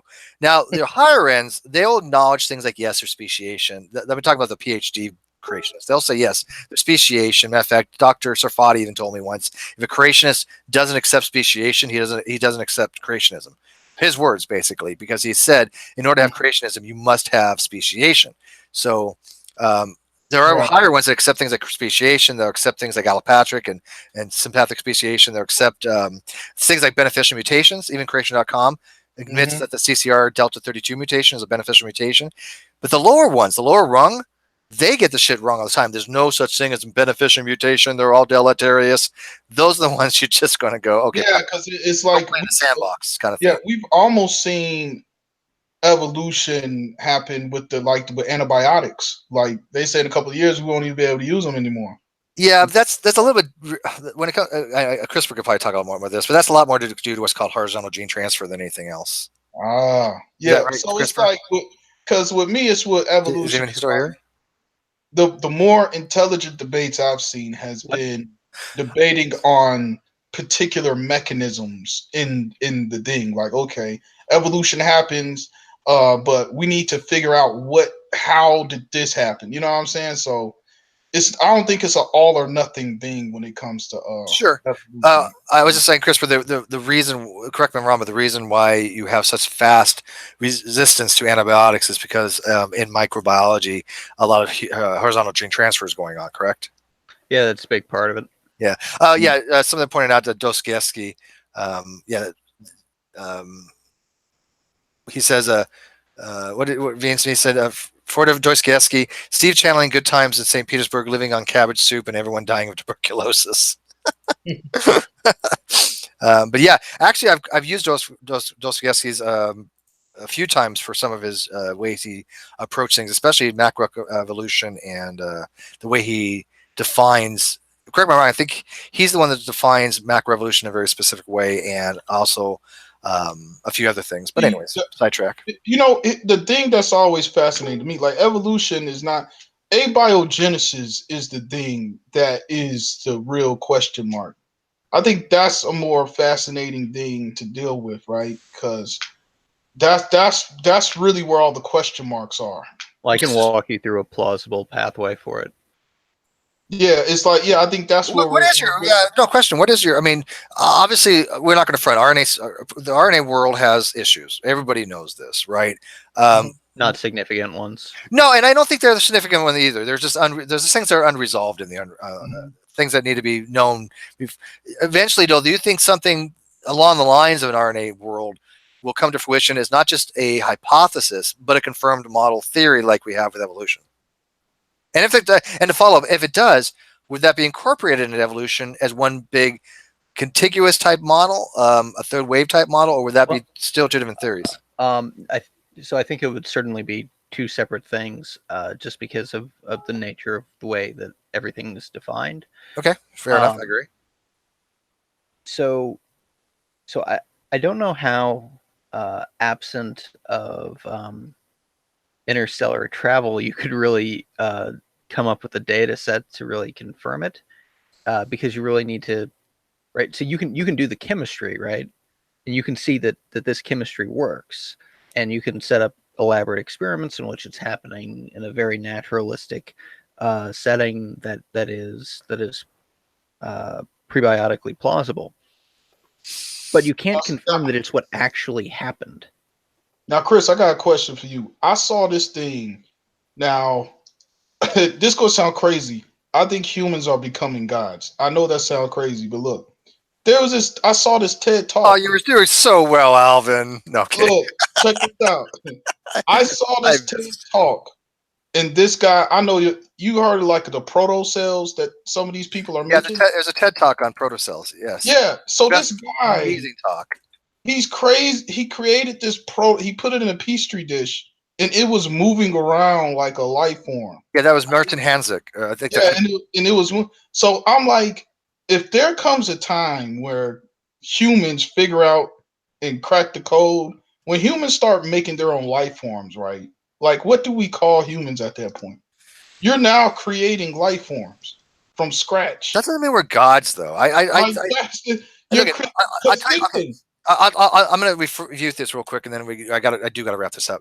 That doesn't make us gods. To me, a god is not somebody who can create life so much as a being that can create a prescriptive condition in the universe. If I say I can change the fundamental constants of the universe, I will more likely call that a god than somebody that can create life. right. Because if there's a naturalistic mechanism, and if hypothetically they come with all these pathways, and if CRISPR has something that could be used for creating life from non-life, we can understand that naturally. But to change the fundamental constants would require something I don't think naturally could be. Now this is where and I agree with you on your assessment of that, but this is where it gets weird, right? Nikola Tesla had a remote control car back in the early 1900s, and people thought he was doing witchcraft.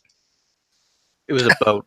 Yeah, boat. Yeah, and people thought because he was, But so if there's because he actually invented radio, and Marconi is a fraud. Yeah, and Fleming invented the light bulb, not. So it's kind of a weird thing. So it's almost like this, Steve. So Edison was a fraud.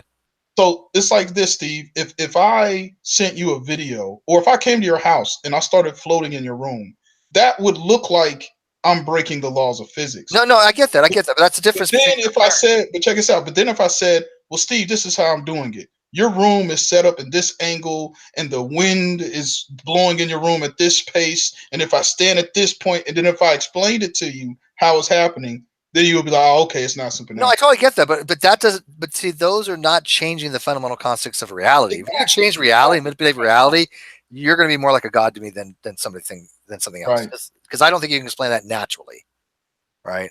But anyways, let's wrap this up. I do got to go, so let's do this real quick. Still there, Steve? Yeah, can you hear me? Can you hear me? Anybody? Can you hear me? I can hear you. And I can hear you. Oh, weird. Alvin, can you hear me? Now I can hear you. Yeah, okay. Go ahead, Steve. So let's wrap it up. I'm gonna real quick leave you guys with. I'm gonna watch a movie tonight. So give me some movies recommendations because I gotta find something because I just want to sit down and. Oh, now Wyatt's Minkus shows up.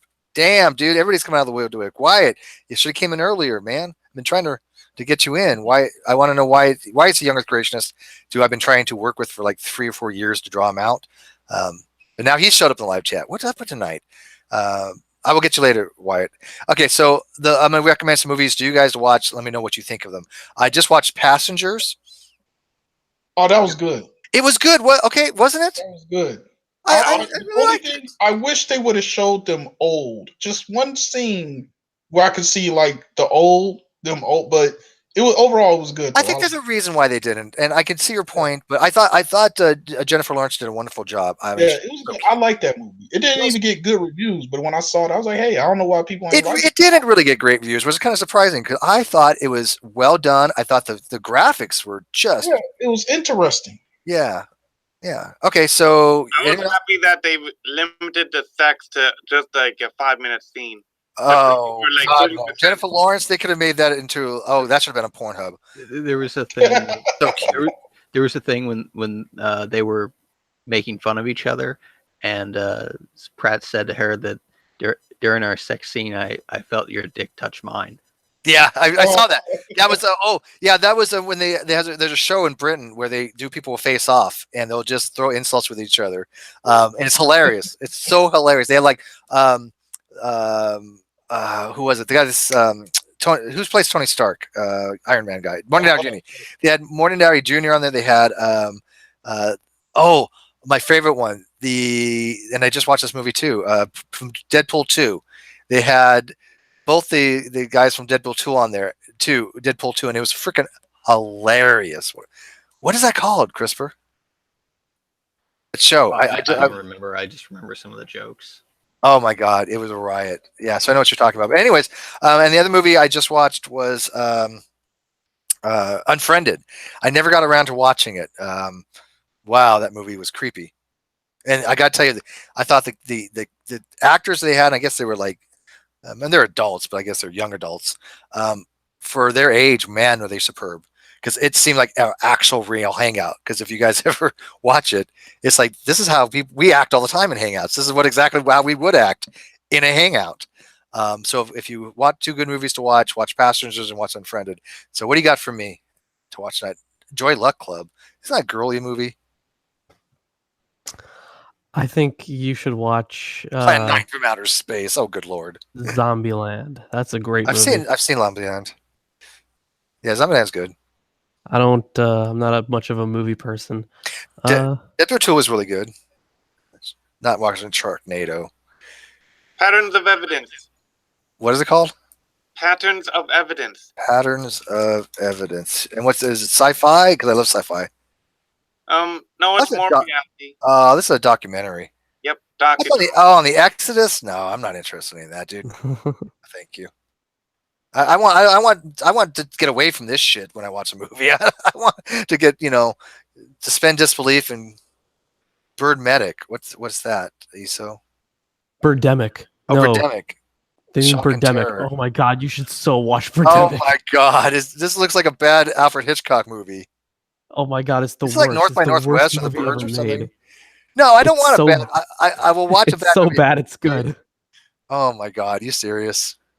Oh, it's Birdemic. ridiculous. Oh my god, they made a sequel, Birdemic Resurrection. Dude, the guy who made it thought that it was actually good, and he decided to make a second one. It's like, no, dude, we watch it because it's so bad. Is this like Troll level? Is this like Troll 3 level stupid? Because that movie was just.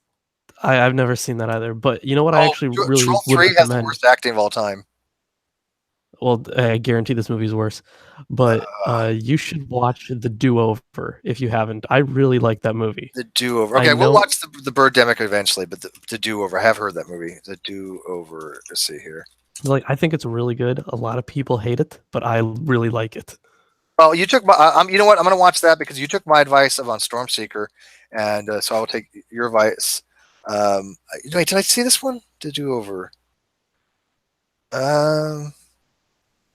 It looks familiar. Adam Sandler? Yeah, Adam Sandler and David Spade. It looks.